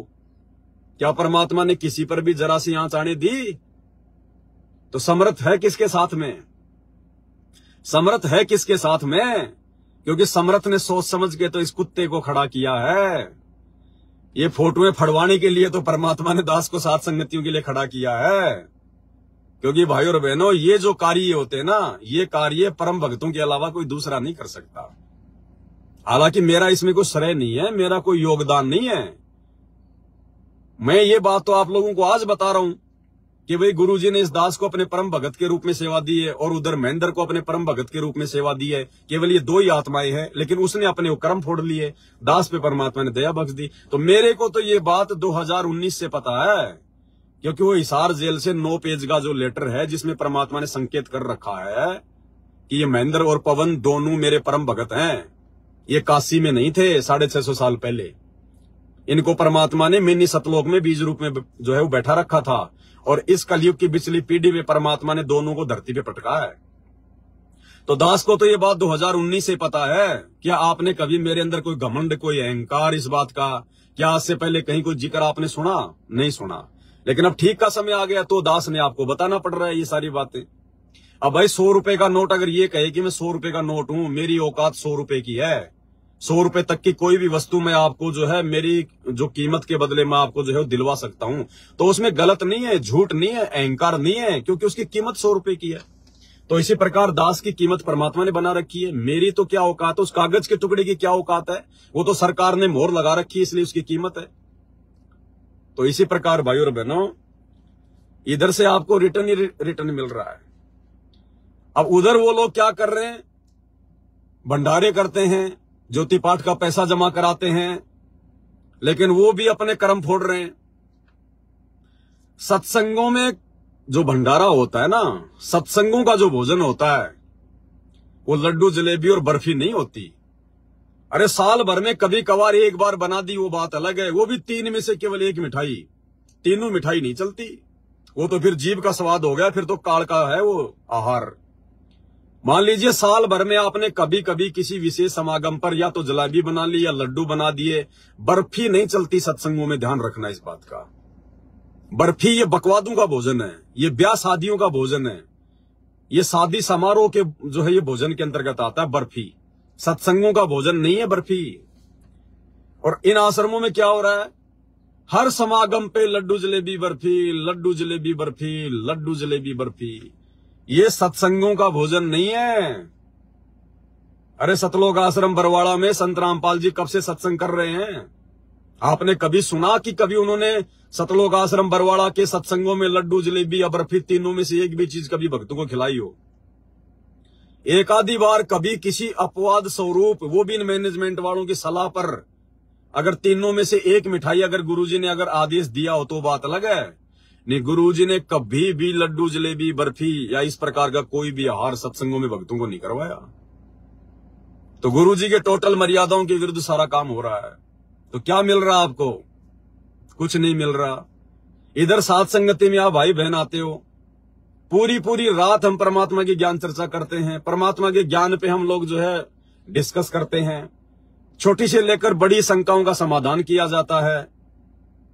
और सबसे बड़ी बात, गीता अध्याय 3 श्लोक 13 के अनुसार पूर्ण परमात्मा की पहचान करके, संत रामपाल जी के रूप में पूर्ण परमात्मा की पहचान करके हम इनको भोग लगा रहे हैं। क्या उन आश्रमों में कोई अपने गुरुजी को भोग की आरती के साथ में और परमात्मा मानकर भोग लगाता है? वो तो अभी तक दाढ़ी मूंछ वाली कबीर जी की समझे जाने वाली नकली फोटो को ही अपने घर से नहीं निकाल पा रहे, अपने लॉकेट से बाहर नहीं निकाल पा रहे। वो कहां से संत रामपाल जी को मान लेंगे भगवान? और इन्हीं चीजों से परमात्मा खुश होता है, इन्हीं चीजों से परमात्मा प्रसन्न होता है कि भाई मेरे बच्चों ने मेरे को पहचान लिया। इसी से परमात्मा गदगद हो जाता है। और हमने तो परमात्मा को खुश करना है। दुनिया भाड़ में जाओ, भगत भाड़ में जाओ, गुरुजी का परिवार भाड़ में जाओ। इस दुनिया को हम असंख्य युगों से प्रश्न करते हुए आ रहे हैं।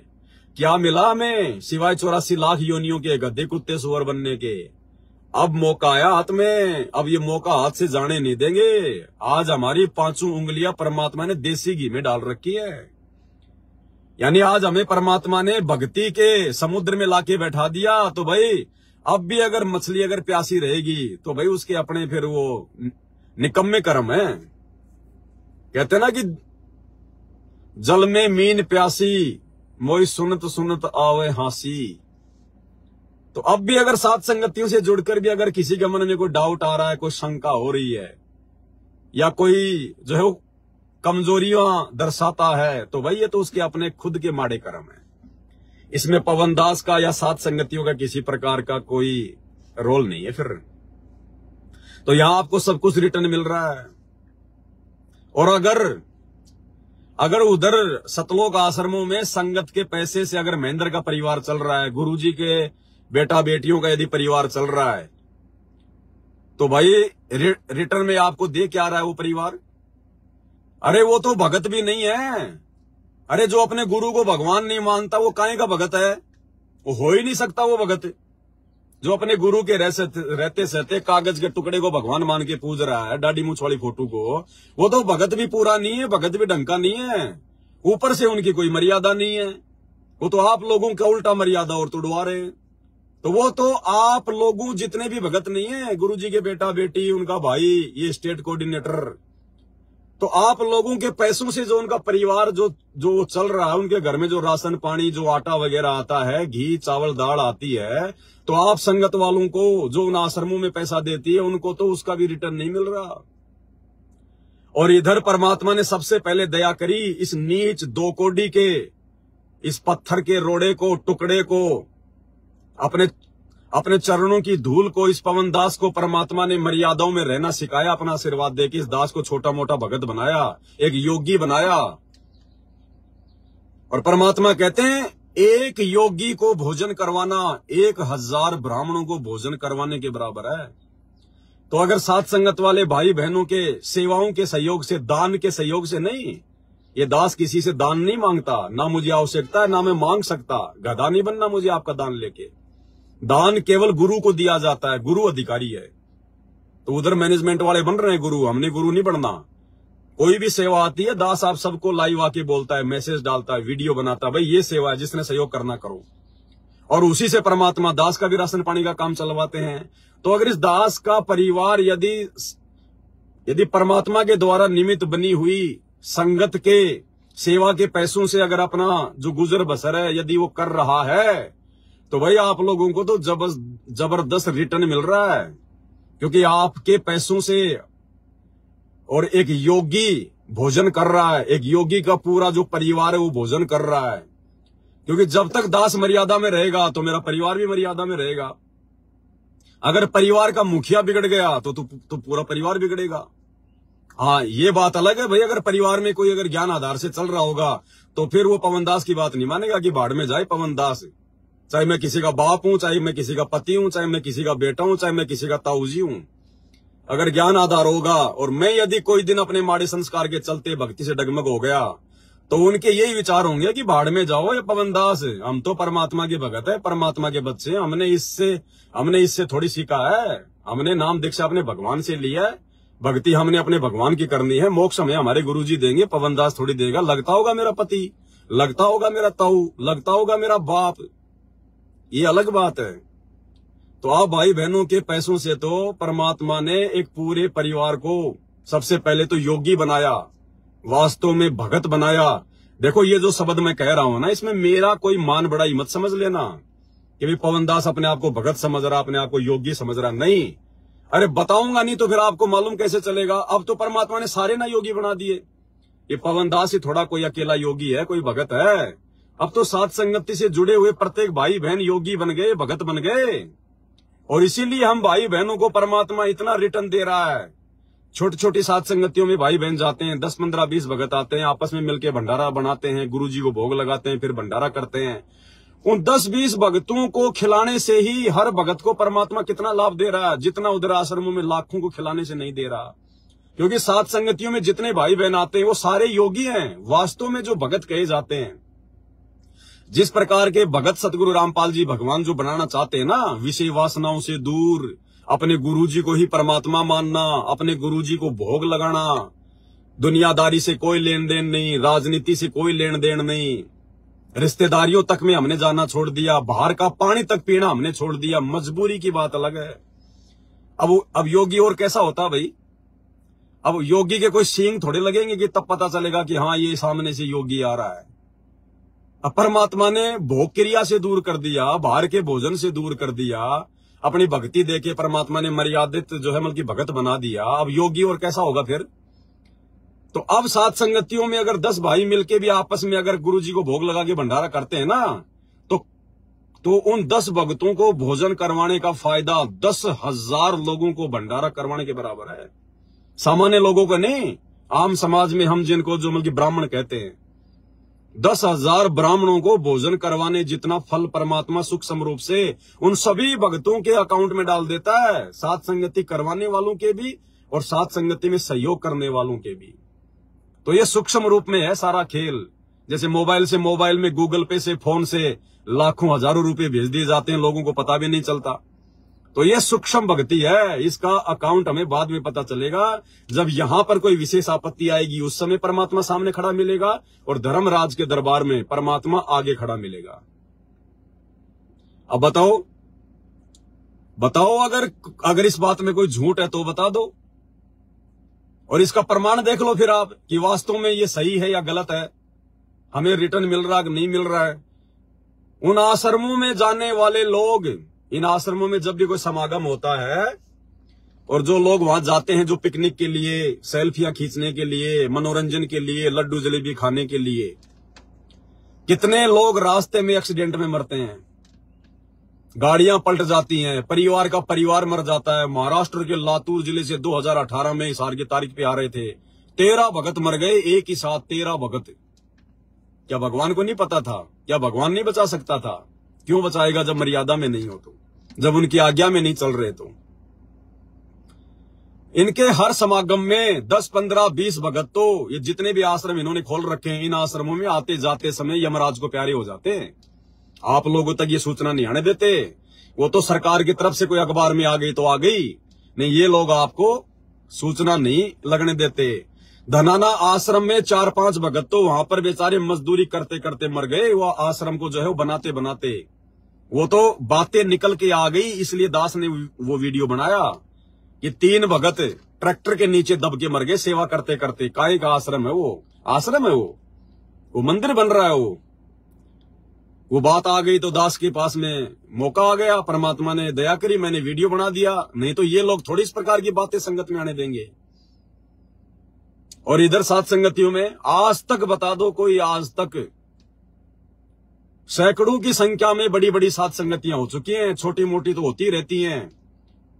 आज तक बता दो अगर किसी भी भगत भाई बहन का कोई एक्सीडेंट हुआ हो, किसी का कोई हाथ टूटा हो, कोई पैर टूटा हो, या किसी की मौत हो गई हो सात संगतियों में आते जाते समय, या किसी भी सात संगत वाले भाई बहन का कोई उंगली का नाखून भी अगर उतरा हो, तो अब कोई बिल्कुल ही नालायक है, निकम्मा है, खाली टाइम पास के लिए आ रहा है और मर्यादा जो है निभाता नहीं है और नाम रख लिया सत्सेवक, वो तो मरेगा, उसका तो सब कुछ बेड़ा गर्क होगा, क्योंकि वो अपने भगवान के साथ में धोखा कर रहा है। लेकिन जो सच्ची मुच्ची आत्मा है वास्तव में, बता दो। और इधर हर समागम में 10-15 तो धर्मराज को प्यारे हो ही जाते हैं। तो बताओ आपको रिटर्न नहीं मिल रहा क्या? परमात्मा आपकी रक्षा नहीं कर रहा क्या? आपके परिवार की रक्षा नहीं कर रहा क्या परमात्मा? आप जी सात संगतियों से ना जुड़े होते, उसके बाद में आप जी दाढ़ी मूंछ वाली कबीर जी की फोटो को फाड़ के सोशल मीडिया पर वीडियो बना के डाल के दिखाते, आपके घर पर पुलिस आ जाती, पकड़ पकड़ के लेके जाती डंडे मार मार के। लेकिन समर्थ साथ में है, समर्थ सब कुछ प्रेरणा करके करवा रहा है। इस पवन दास की औकात नहीं है, ना ये पवन दास अपनी मर्जी से कुछ करता है। क्या मैं कभी सपन में सोच सकता हूं उस नकली कबीर की फोटो को फाड़ने की? लेकिन भगवान ने फड़वानी तो फड़वा दी, हम तो उनके आदेशों के गुलाम हैं। आगे काम सतगुरु का है, सिर पर साईं सत्य है तो को क्या भय रे। तो रिटर्न मिला कि नहीं मिला मेरे भाई और बहनों? आप जिन सतलोक आश्रम मैनेजमेंट हरियाणा वालों को ज्योति पाठ दान का पैसा दे रहे हैं, गुरुजी के दोनों बेटों ने रोहतक में अपनी आलीशान कोठी खड़ी कर रखी है, आलीशान कोठी। आप भाई बहनों के पैसों से, ये होता है स्वतंत्र कर्मों का दुरुपयोग करना। ठीक है, आप अगर निमित्त बने हुए हो, और गुरुजी के दोनों लड़के तो निमित्त भी नहीं है। अरे गुरुजी का भाई तो हल्का फुल्का उसके पिछले जन्म की भक्ति से निमित्त बना हुआ है, फोड़ तो वो भी अपने जो है वो कर्म ही रहा है। लेकिन गुरुजी के दोनों लड़के तो इस भक्ति मार्ग में गुरुजी के द्वारा निमित्त नहीं है। खुद गुरुजी ने हिसार जेल से भेजे गए एक लेटर में अपने हाथ से लिखा हुआ है, आपको दिखाऊंगा लेटर। अभी 22 अक्टूबर 2024 से रात को 9 बजे धरती पर अवतार पुस्तक के ऊपर जो वीडियो बनने जा रहे हैं ना, आपको उन वीडियो में दिखाएंगे हिसार जेल से गुरुजी का आया हुआ लेटर। और गुरुजी ने साफ साफ मना कर रखा है कि मैंने अपने दोनों बेटों को, मनोज और वीरेंद्र को, कोई सेवा नहीं दे रखी है। जबकि वो तो वर्तमान में धनाना आश्रम के स्वामी बन के बैठे हैं। भक्तों से राजनीतियां वही तो करवा रहे हैं। राजनेताओं के साथ में फोटो आप जी सोशल मीडिया पर उन्हीं की तो देख रहे हो। वो तो महेंद्र के भी उस्ताद बन के काम कर रहे हैं काल का। और गुरुजी ने साफ साफ मना कर रखा अपने लेटर में। देखो भाई और बहनों, वो 2015 के 2016 के जो लेटर हिसार जेल से आए हुए हैं ना, वो सारे दास के पास में सेव हैं। परमात्मा को समय का इंतजार था कि कब इनका भेद खुलवाऊंगा, क्योंकि आज से पहले वो लेटर को ना तो दास समझ पा रहा था, तो आप लोगों को मैं कहां से समझा देता। अब परमात्मा ने दया बख्शी, अब मैनेजमेंट के कुक्रम सामने आ गए और मालिक ने थोड़ी बहुत ये सद्बुद्धि दे के आप और हमारी जो है बुद्धि खोल दी। अब हमें उन लेटरों में लिखे गए परमात्मा के संकेत समझ में आएंगे। तो वो सारे लेटर दास के पास में सुरक्षित हैं, गुरुजी के हाथ से लिखे हुए, और वो टाइप जो है वो किए हुए जो लेटर गुरुजी का नाम बताकर इन लोगों ने संगत में वायरल किए। अब आएगा वो समय, अब धीरे धीरे बीच बीच में वो लेटर आपको दिखाएंगे। तो गुरुजी ने एक 2016 के लेटर में साफ साफ मना कर रखा है कि मैंने अपने दोनों बेटों को, मनोज को और वीरेंद्र को, कोई सेवा नहीं दे रखी है। 2016 या 17 का लेटर है। तो ये तो जबरदस्ती के ठेकेदार बने हुए हैं संगत के ऊपर। और देख लो, जबरदस्ती के ठेकेदार बने तो अपने कर्म फोड़ रहे हैं। चलो ठीक है, आप अगर छोटी मोटी सेवा भी आप कर रहे हो तो काम धंधा भाई गुरुजी के लड़के भी नहीं कर सकते। चलो मान लिया आप लोगों की बात है। अरे काम धंधा नहीं कर सकते तो नालायकों अपने एक्स्ट्रा जो है वो कर्म क्यों फोड़ रहे हो? ये अलग से राजनीतियां करवाना, स्टेडियम बनवाना, हॉस्पिटल का काम शुरू करना, गांव वालों की चापलूसी करना, राजनेताओं के साथ में संपर्क करना, भक्तों से राजनीति करवाना, अपनी कोठी बनाना भक्तों के पैसों से, सेवा के पैसों से, और तुम जो है बल्कि महल खड़े कर लिए अपने लिए। इनको आने वाले समय में उन महलों में रातों को नींद नहीं आएगी, जैसे युधिष्ठिर को भूतों के सपने आते थे ना। क्योंकि जब आप एक्स्ट्रा बढ़ चढ़ के संगत का पैसा बर्बाद करोगे ना, तो उसके बाद में फिर संगत जिस मकसद से दान कर रही है ना, दान क्यों किया जाता है? अपने पाप कर्मों को हल्का करने के लिए। अरे दान किया जाता है, भगवान मेरे ऊपर कोई संकट नहीं आवे, मेरे ऊपर कोई समस्या नहीं आवे, मेरे ऊपर कोई दुख नहीं आवे, मेरी हारी बीमारी दूर हो। अपने पाप कर्मों को हल्का करने के लिए संगत दान करती है। और भगत अगर परमात्मा के निमित्त बनकर, अगर मर्यादा में रहकर उस सेवा का यूज करता है तो बाहर भगत पे नहीं चढ़ता। और स्वतंत्र कर्मों का दुरुपयोग करते हुए यदि संगत की सेवा का दुरुपयोग करता है तो फिर वो भगतों की समस्याएं उस भगत की भक्ति से हल होंगी। फिर परमात्मा उस भगत की भक्ति से और संगत की समस्याओं को हल करेगा। अब वो नालायक, उसके पास में भक्ति है कितनी? अरे भगत के पास में भक्ति हो कितनी शक्ति है, तो फिर क्या होगा आने वाले समय में? उस भगत का अकाउंट, भक्ति वाला अकाउंट, उसकी बैटरी बहुत जल्दी डिस्चार्ज हो जाएगी। और उसके बाद क्या होगा फिर उसका? फिर वो लाखों की कोठियां उसको राहत दे देगी क्या? वो लाखों की कोठियां उसको शांति दे सकती हैं क्या? नहीं दे सकती। शांति तो भगवान के आशीर्वाद से और भक्ति से मिलेगी, मर्यादा से मिलेगी। वो चीजें आपके पास है नहीं। तो दास ने आज तक कभी भी, क्या दास ने आज तक कभी भी आप भाई बहनों की सेवा से कोई 50 गज का छोटा सा जमीन का टुकड़ा भी लिया क्या? ये परमात्मा साक्षी है, सतगुरु रामपाल जी भगवान अंतर्यामी है। ये दास 2003 में जयपुर में आया था, आज 2024 हो गई, 21 साल हो गई। 21 साल से ये दास केवल जो है बल्कि किराए के मकान में रह रहा है, किराए की झोपड़ी में। और इस दास के पास तो आप संगत वालों का ना जाने कितना पैसा आया है।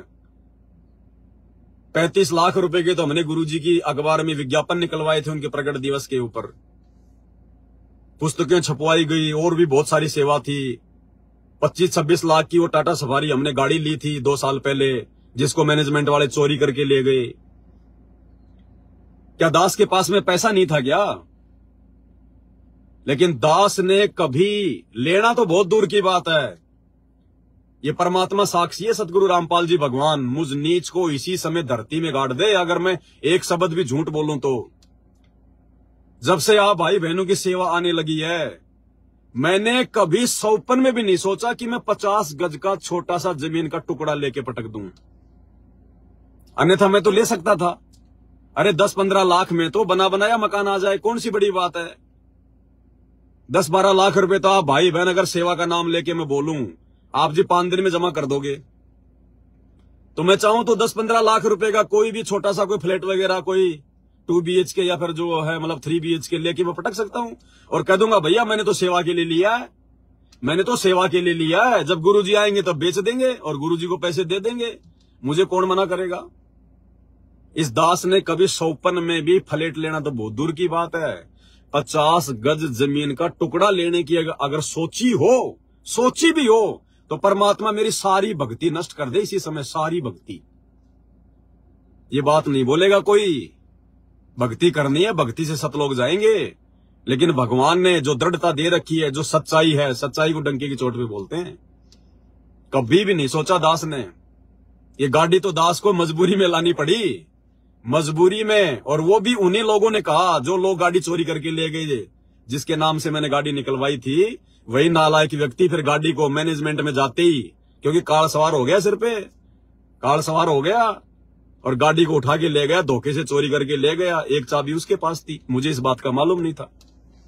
चलो जो भी था उसका जिक्र हम नहीं करते, उसके कर्म उसके साथ में आने वाले समय में, क्योंकि उसने अपने स्वतंत्र कर्मों का दुरुपयोग किया है। तो दास ने कभी 50 गज का जमीन का टुकड़ा लेने की भी नहीं सोची। इन आपके सतलोक आश्रम में जो आप ज्योति पाठ और दान का पैसा दे रहे हैं, ये बड़े बड़े कोऑर्डिनेटर, गुरुजी का परिवार, इनके बच्चे हाई फाई प्राइवेट स्कूलों में पढ़ते हैं, हाई फाई प्राइवेट स्कूलों में, जिनकी महीने की 10-10 हजार रुपए फीस है।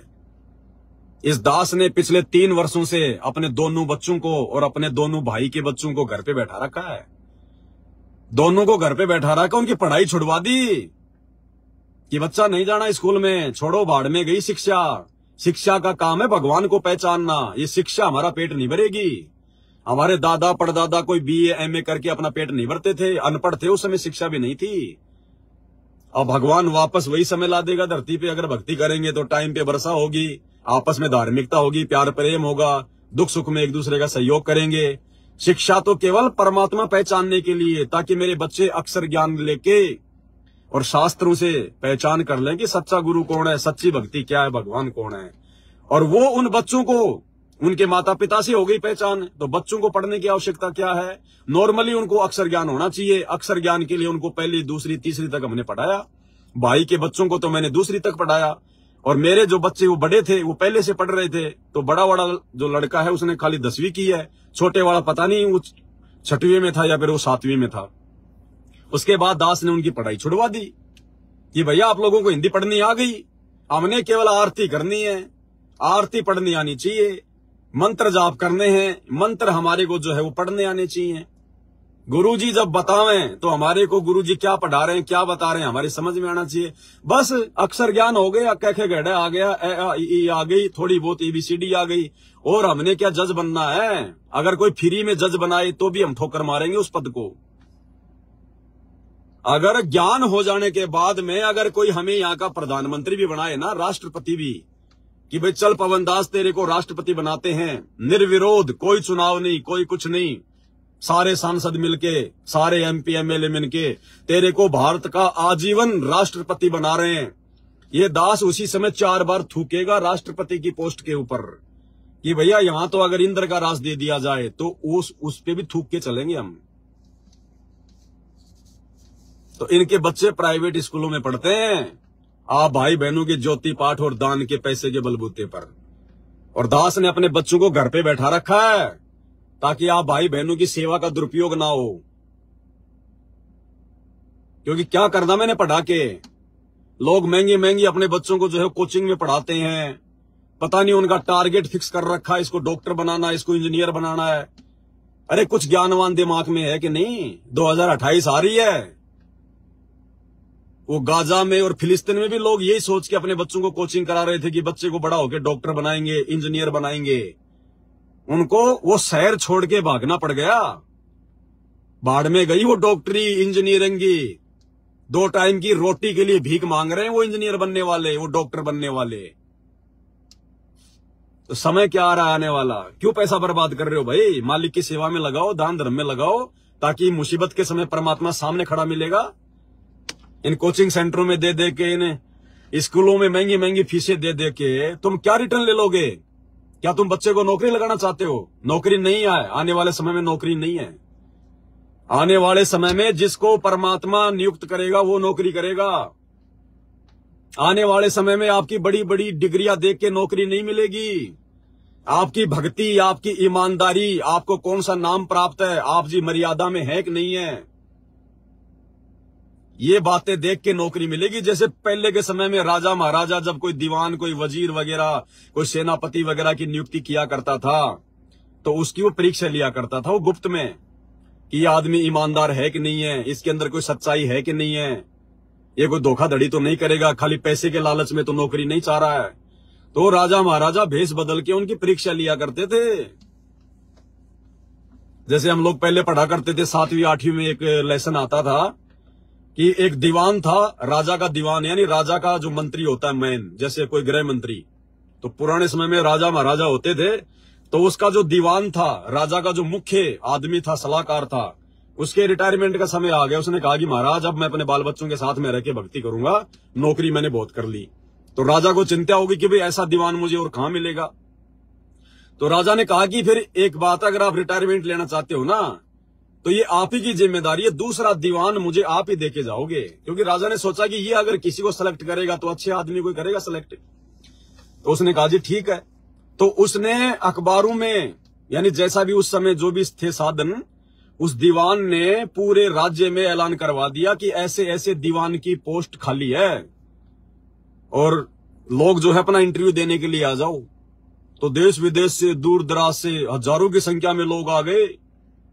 कोई पंडित जी है, रोजाना वो 12 बजे नहीं उठता, लेकिन उस दिन वहां पर और 4 बजे उठ के नहा धो के घंटी खुड़का रहा है। कोई नहा धो के, कोई बढ़िया सूट वाट लगा के आ रहा है, कोई क्या करके आ रहा है। और वो जो दीवान था उसने क्या किया, जब देखा कि बहुत सारे लोग आ रहे हैं इंटरव्यू के लिए, उसने एक बैलगाड़ी ली और बैलगाड़ी में उसने जो है बाजरे की बोरियां रख ली, अनाज की, और जानबूझ के एक जो कीचड़ की जगह थी उसमें बैलों को हाँक दिया और वो गाड़ी उस कीचड़ में जाके फंस गई। अब दीवान को कोई जानता नहीं था कि भाई ये दीवान है क्या। पहले सोशल मीडिया तो थी नहीं कि भाई ये है भारत का, ये गृह मंत्री है, तो उसकी शकल को कोई जानता नहीं था। अब वो आदमी बैलों को हाँकता, कभी जो पहिया है गाड़ी का उसको जाके जोर लगाता, और हर आदमी जो इंटरव्यू देने आ रहे थे वो उसको देख देख के आगे निकल रहे, देख देख के आगे निकल रहे। किसी ने उसकी मदद नहीं की। एक आध को उसने कहा भी भैया थोड़ा हाथ लगा दे। उसने कहा कि क्यों लगा दे, मैं कोई छोटा मोटा आदमी हूं क्या, दीवान का इंटरव्यू देने जा रहा हूं, कपड़े गंदे हो जाएंगे मेरे, हाथ लगा दे, क्यों इतना वजन ढो रहा है। बोला भाई ठीक है। अब फिर लास्ट में एक व्यक्ति आया बेचारा, उसने अपनी डिग्री वगैरह रखी और अपने जो पायजामे पूजामे जो कपड़े थे अपने उतारे और जो भी कोई टॉवल वगैरह लपेट के ताकि गंदे ना हो जाएं, और उस कीचड़ में आ गया। बोला जी आप अपने बैलों को हाको, मैं पीछे से धक्का लगाता हूं। तो उसने कहा रे भैया तू भी तो दीवान का इंटरव्यू देने जा रहा है। बोला जी हाँ। बोला तेरे कपड़े गंदे हो जाएंगे यार, तू लेट हो जाएगा। बोला जी कोई बात नहीं, इंसानियत से बड़ा कोई धर्म नहीं है, मानवता से बढ़कर कोई धर्म नहीं है। कोई बात नहीं, मेरे भाग्य में होगी तो मिल जाएगी, नहीं तो कोई दिक्कत नहीं, भगवान 2 टाइम की रोजी रोटी तो मुझे दे ही रहा है। और उसने धक्का धुक्का लगा लोगों के, वो तो नौटंकी कर रहा था, और उसने मारा बैलों को खींच कर, बैलगाड़ी निकाल के ले गए आगे। अब उसने उसकी शकल पहचान ली दीवान ने, और जाके दीवान अपनी गद्दी पे बैठ गया और जितने भी थे सबको रिजेक्ट कर दिया। बोला जी मैंने ये कर रखा है, मैंने ये कर रखी है, मैंने जो है मतलब गुरुकुल में पढ़ाई कर रखी है, मैं नालंदा विश्वविद्यालय से संस्कृत का आचार्य हूं। बोले ले जा तेरा संस्कृत का आचार्य, मुझे कोई ये कड़ी बना के खानी है क्या तेरी डिग्रियां? जब तेरे अंदर धार्मिकता नहीं है, मानवता नहीं है, इंसानियत नहीं है तेरे अंदर, जो दूसरों के दुख दर्द और तकलीफ को तू नहीं समझ सकता, तो काहे का तू दीवान बनेगा? ऐसा ही तू मेरी जनता का तू मेरा सत्यानाश करेगा। और उस व्यक्ति को बिना डिग्री देखे, बिना कुछ देखे, क्योंकि उसकी परीक्षा ले चुका था, उसको दीवान की पोस्ट पे खड़ा कर दिया। तो आने वाले समय में मेरे भाई, कलयुग में सतयुग आ रहा है, उससे भी अच्छा समय आएगा, उससे भी अच्छा समय। ये डिग्रियां देख देख के कोई नौकरी नहीं मिलेगी, चाहे आप MA BA PhD कुछ भी कर लो आप। तो परमात्मा ने दया बख्शी, दास ने बच्चों को स्कूल से भी हटा लिया। तो बताओ आप लोगों को रिटर्न मिल रहा कि नहीं मिल रहा भाई और बहनों? आज जिस दिन ये दास बिगड़ जाएगा, देखो दास ने आप लोगों को बहुत पहले वीडियो में एक बात कही थी कि इस दास को मेरे गुरुदेव भगवान ने खड़ा किया है, संगत वालों ने खड़ा नहीं किया है, मैनेजमेंट वालों ने खड़ा नहीं किया है, गुरुजी के परिवार वालों ने खड़ा नहीं किया है। इस दास को मेरे गुरुदेव भगवान ने खड़ा किया है। अगर मैं नीचे गिरूंगा तो मेरे खुद के नीच कर्मों से गिरूंगा, अन्यथा मुझे मेरे गुरुजी के अलावा दूसरा कोई बैठाने वाला नहीं है। इस 21 ब्रह्मांड में मेरे गुरुजी के अलावा मुझे इन सेवाओं से हटाने वाला, मुझे चुपचाप बैठकर यानी मुझे चुपचाप बैठाने वाला, साथ संगति से नीचे गिराने वाला 21 ब्रह्मांड में कोई नहीं है। ये मैं अपने गुरुजी के विश्वास के बलबूते पे कह रहा हूं, क्योंकि परमात्मा समर्थ है, काल का बाप है। और बेटे ने यदि बाप की जो है मतलब अगर प्रत्येक आज्ञा का अगर पालन अगर जो है वो कर लिया, अपने बाप से अगर वो चिपट गया, तो बाप फिर अपने बेटे को जो है वो छोड़ेगा क्या? तो दास ने पहले कहा था कि पवन दास अगर नीचे गिरेगा तो अपने नीच कर्मों से गिरेगा, या मेरा गुरु भगवान मुझे नीचे बैठाएगा, दूसरा कोई नहीं बैठा सकता। और कितने कोशिश कर ली काल ने, 2014 से लेके वर्तमान 2024 तक जेल तक करवा दी, मुकदमे झूठे लगवा दिए, संगत में बदनाम कर दिया, ठग, गुरुद्रोही, फलाना दिखना, मार पीट कर ली ताकि ये डर जाए, बैठ जाए। क्या बैठा पाए? वो खुद ही बैठ गए, आज वो खुद ही बैठ गए काल की गोद में। तो भाई और बहनों, परमात्मा जिन आत्माओं को निमित्त बनाएगा, और परमात्मा हजारों को निमित्त नहीं बता, सैकड़ों को निमित्त नहीं बनाता, निमित्त केवल एक ही होता है परमात्मा का पूरी संगत में, केवल एक ही। लेकिन यहां पर संगत की दो फाड़ हो गई, क्योंकि मालिक को इस बात का पता था कि आगे चलकर यह महेंद्र काल का एजेंट बनेगा। एजेंट तो पहले से बना हुआ था, इसलिए परमात्मा ने संगत में दो पार्ट कर दिए, और मैनेजमेंट का मुखिया हो गया वो महेंद्र, मनमुखी रूप से अपने आप को समझने लग गया, और दास को परमात्मा ने खड़ा किया है। दास मनमुखी रूप से खड़ा नहीं हुआ, दास कोई अपनी तरफ से नहीं बढ़ा इधर। और ना हमारी साथ संगतियों में कोई सरदार है, ना कोई कोऑर्डिनेटर है, ना कोई विशेष भगत है, सब सेवादार हैं, सब भगवान के बच्चे हैं, कोई ऊंच नीच नहीं, कोई कुछ नहीं।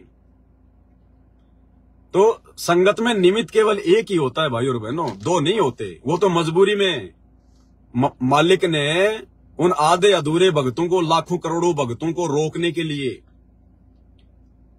उन आधे अधूरे भक्तों को भक्ति पे लगाए रखने के लिए, अगर परमात्मा मैनेजमेंट वालों के माध्यम से थोड़ा बहुत अगर इस प्रकार का ये ना करवाए ना, ये भंडारे संडारे वगैरह इस प्रकार से, तो ये जाति कहां संगत है?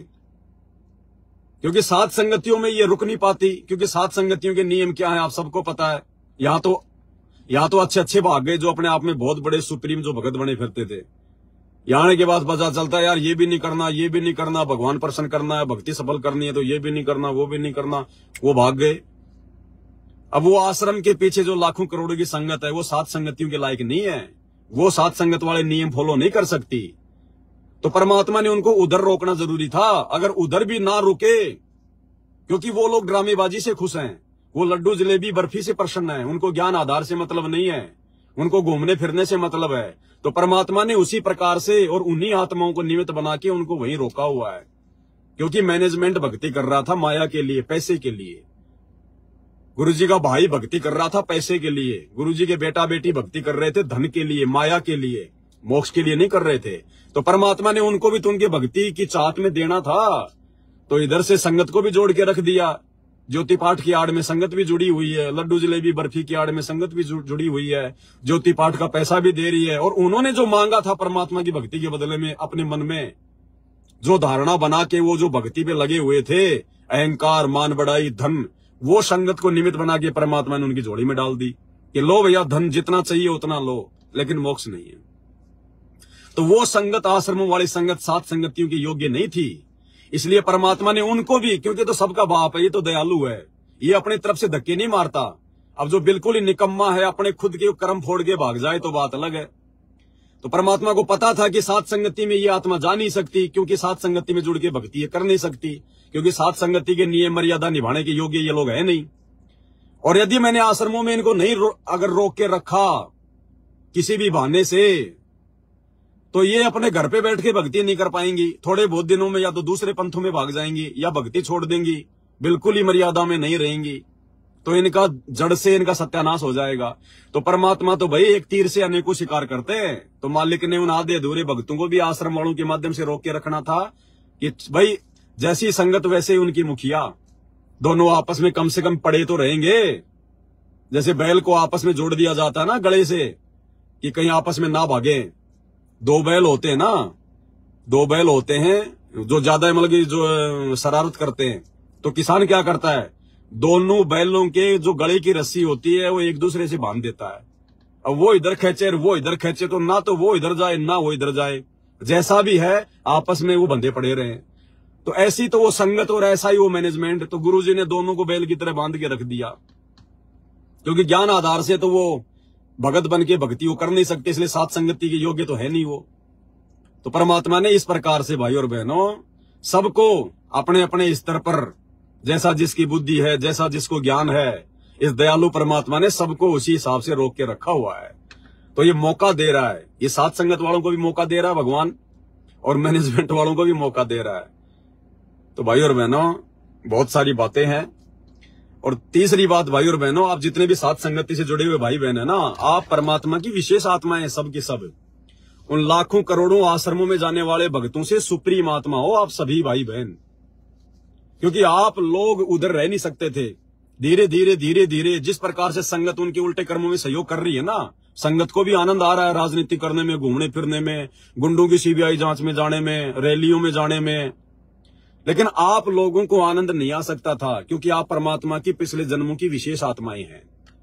तो आप लोगों ने उन आश्रम वालों से दूर हटना ही हटना था, क्योंकि आप लोगों को केवल जो है बल्कि भक्ति प्यारी है, आप लोगों को भगवान चाहिए था। अब उनसे हटके फिर आप जाते कहां, उनसे हटके आप जाते कहां, घर बैठ के भक्ति नहीं कर सकते। तो फिर कभी न कभी काल आप लोगों को भी भ्रमित कर देता, या तो मर्यादा टूटती रहती, या दूसरे पंथों में चले जाते, या जैसा भी था। तो परमात्मा ने फिर आप अपनी विशेष आत्माओं को भी कोई मंच देना था, कोई स्टेज देनी थी परमात्मा ने, वरना आप जी अपना जीवन नाश कर लेते। अगर परमात्मा इस दास के माध्यम से इस दास को निमित्त बना के अगर सात संगति रूपी अगर ये ग्रुप अगर नहीं बनाता, तो इसलिए परमात्मा ने आप आत्माओं को भी जोड़ के रखना था कि कहीं ये मेरी प्यारी आत्मा जो क्रीम चारों युगों से परमात्मा ने मंथन कर करके जो क्रीम जो इकट्ठा किए, जो मक्खन जो इकट्ठा किया ना, ये सत्सेवक भाई बहन है। तो हम उन लोगों की बकवादों में सहयोग नहीं कर सकते थे, तो हमने उधर से हटना पड़ता। अब हटके हम जाते कहां, हमारे पास में दूसरा कोई रास्ता नहीं। गुरुजी बैठे जेल में, मैनेजमेंट कर रहा है ये मनमानियां, अब घर बैठ के हम कैसे भक्ति कर लेंगे। इसलिए परमात्मा ने पहले से सात संगति रूपी मंच तैयार करवा दिया इस दास के माध्यम से। आप लोगों को तो मालूम भी नहीं था, उस समय से परमात्मा ने दास को खड़ा कर दिया था 2014 बरवाला कांड के बाद से ही। और भाई और बहनों, अगर दास ये हजारों वीडियो ना बनाता, और दास वर्तमान में यदि हर दूसरे तीसरे दिन अगर लाइव नहीं आए, ये बातें याद रखो। आप कह रहे हो ना कि भगत जी आप भी उनकी तरह सेवा ले रहे हो, मैनेजमेंट भी सेवा ले रहा है, आप दोनों तो एक ही श्रेणी में हो। अगर इतना सब कुछ आप लोगों को मालूम होने के बावजूद भी आप उन आश्रम वालों से तो लाख गुना अच्छी आत्मा है, मर्यादाओं को लेकर हर प्रकार से। वर्तमान में भी भाई और बहनों, गुरुदेव भगवान के हिसार जेल से बाहर आने तक यदि ये दास रोजाना परमात्मा की सत प्रेरणा से रोजाना या सप्ताह में या 2 दिन में 3 दिन में अगर कोई वीडियो बना के ना डाले या दास लाइव ना आए, तो भी आप लोग बहुत ज्यादा जो है कमजोर पड़ जाओगे। तो भी आप लोगों का धीरे धीरे धीरे धीरे धीरे धीरे ये काल जो है ये प्रवेश करना शुरू कर देगा।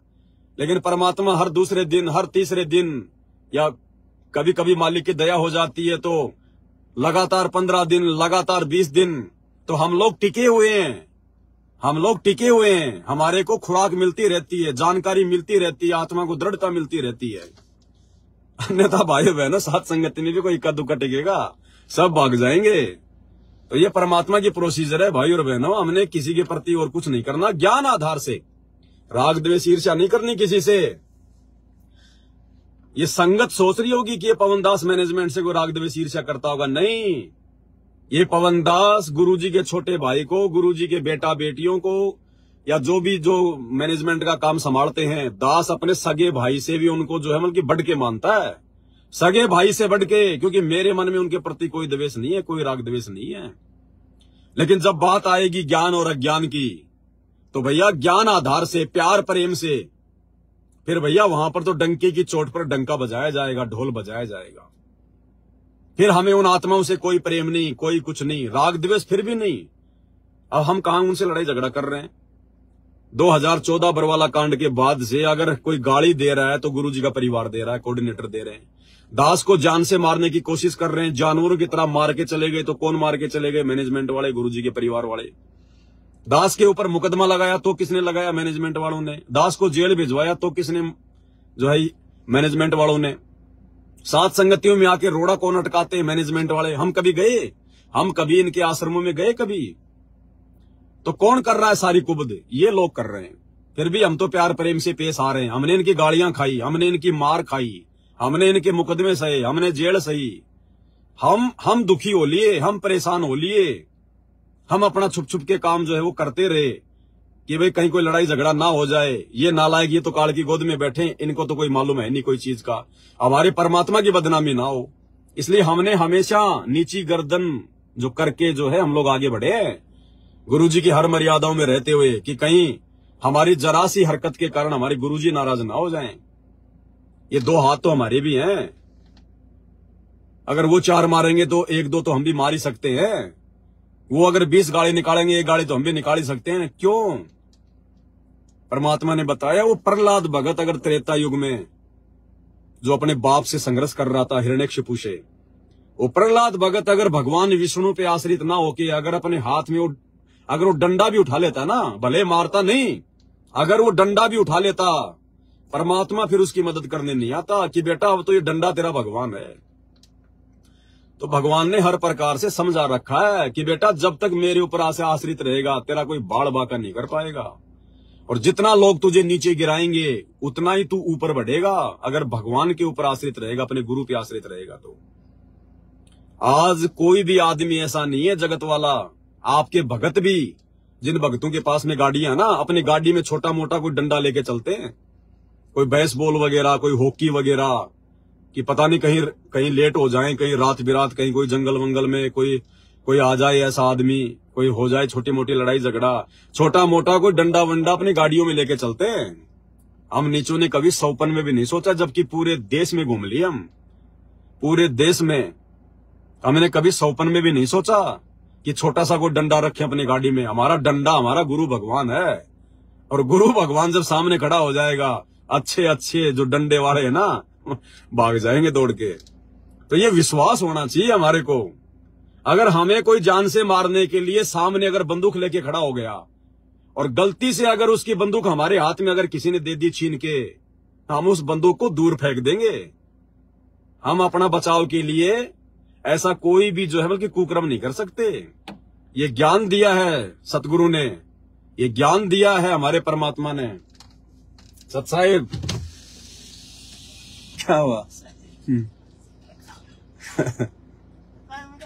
कब से खड़े यहाँ? अब मैं सोचा यहाँ पे थोड़ा नेटवर्क ठीक आ रहा था, ये लाइव आ गया। ऊपर आए नहीं। कोई बात नहीं। आप कहाँ जा रहे हो? थोड़ा पत्रकार में लेके जा रहा हूँ उन लोग के बच्चे को, रिजल्ट देखने के लिए बुलाया था हमने, रिजल्ट देखा हमने। ठीक, बस हो गया लाइव, थोड़ा बहुत बचा। जाओगे घर? घर ही जाऊंगा, और क्या करूँगा। वीडियो बनाओगे आज?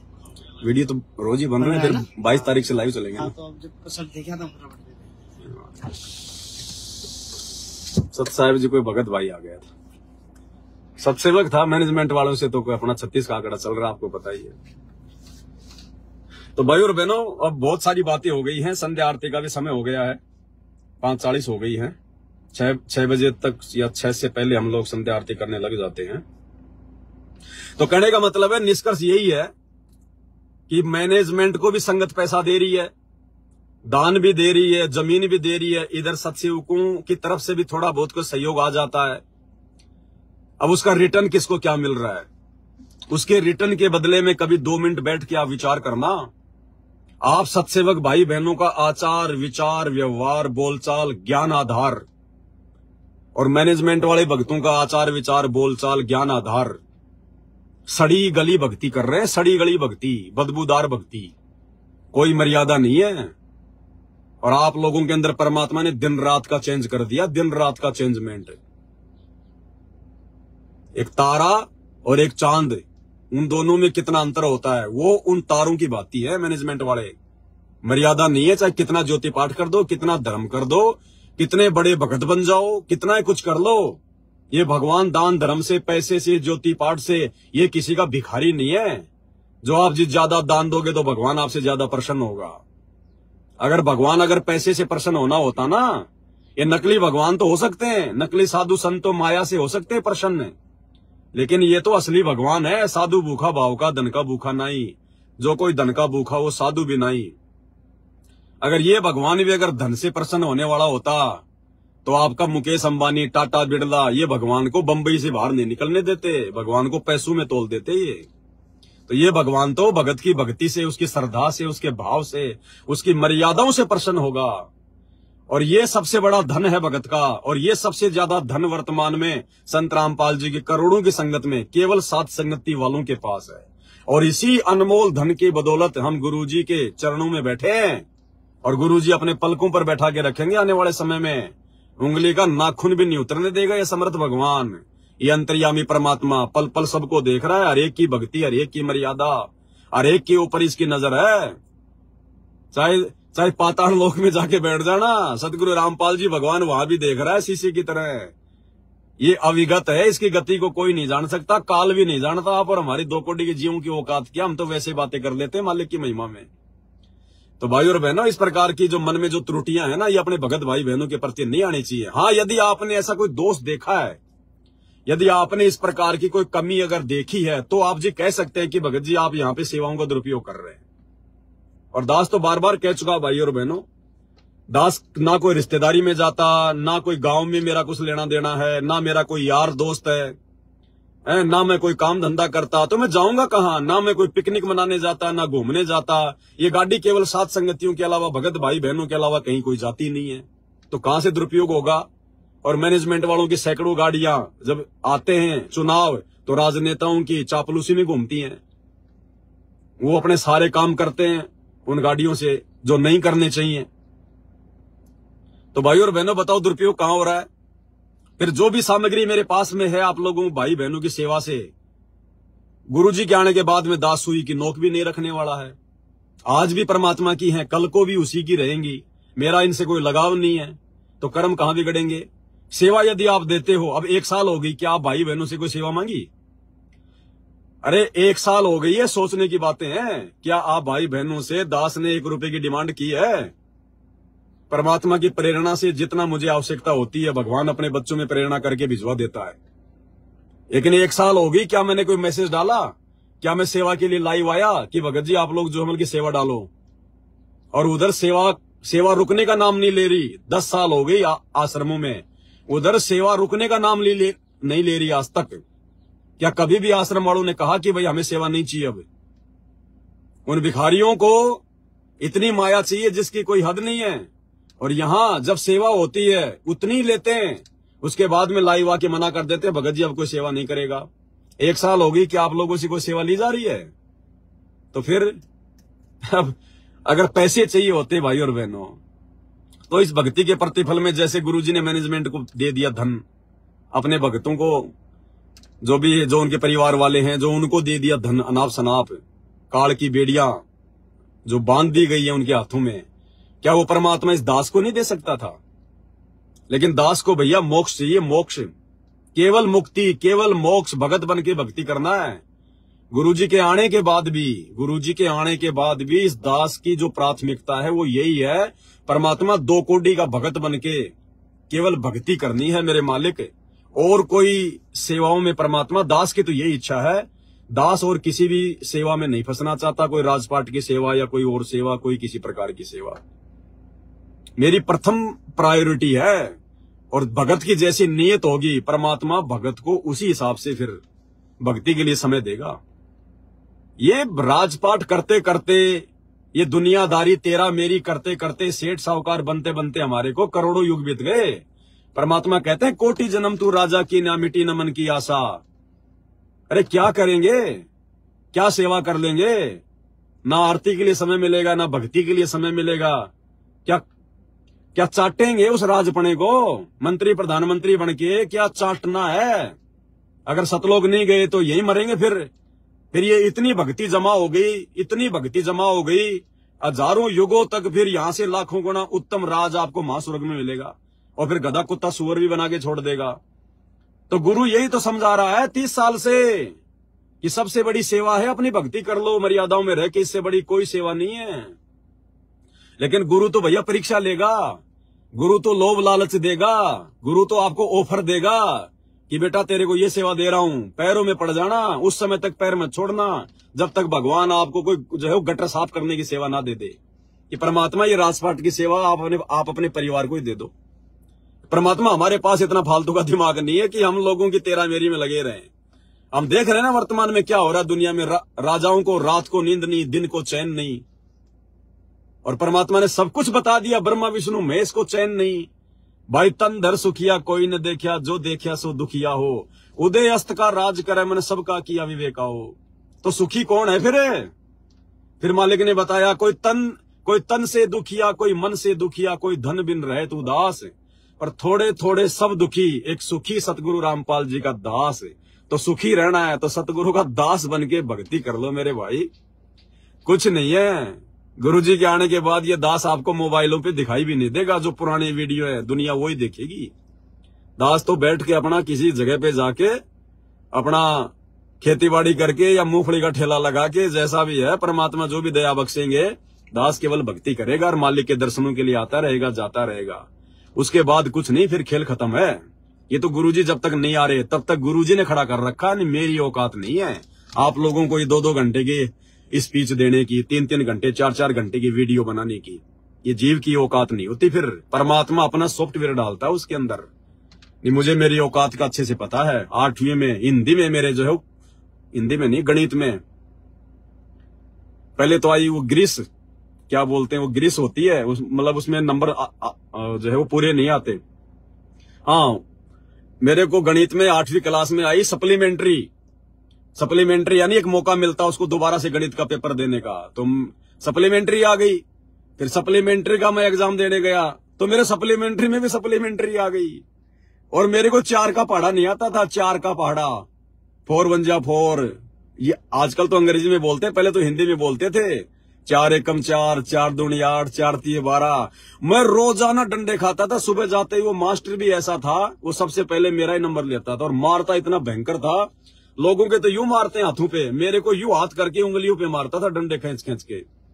मेरे को 4 का पहाड़ा याद नहीं हुआ जब तक मैं 8वीं में आ गया। तो मैंने बहुत मार खाई है, इसीलिए मैनेजमेंट की मार में जेल गया, क्योंकि मेरे को उन टीचरों ने पहले मार मार के ढंग से मेरे को पका रखा था। इसलिए मैनेजमेंट के जो है ये लठ है, ये मैं सहन कर गया नहीं तो बुरा हाल हो जाता। तो बहुत सारी बातें भाई और बहनों, परमात्मा हम सब पे दया करे, मालिक ज्ञान आधार से इसी प्रकार से हम सबको जोड़े रखें। हमारा किसी के प्रति कोई राग द्वेष ईर्ष्या कोई मनमुटाव ना हो। जिसके जैसे कर्म है अपना भोगेगा, हम क्यों ठेकेदार बने।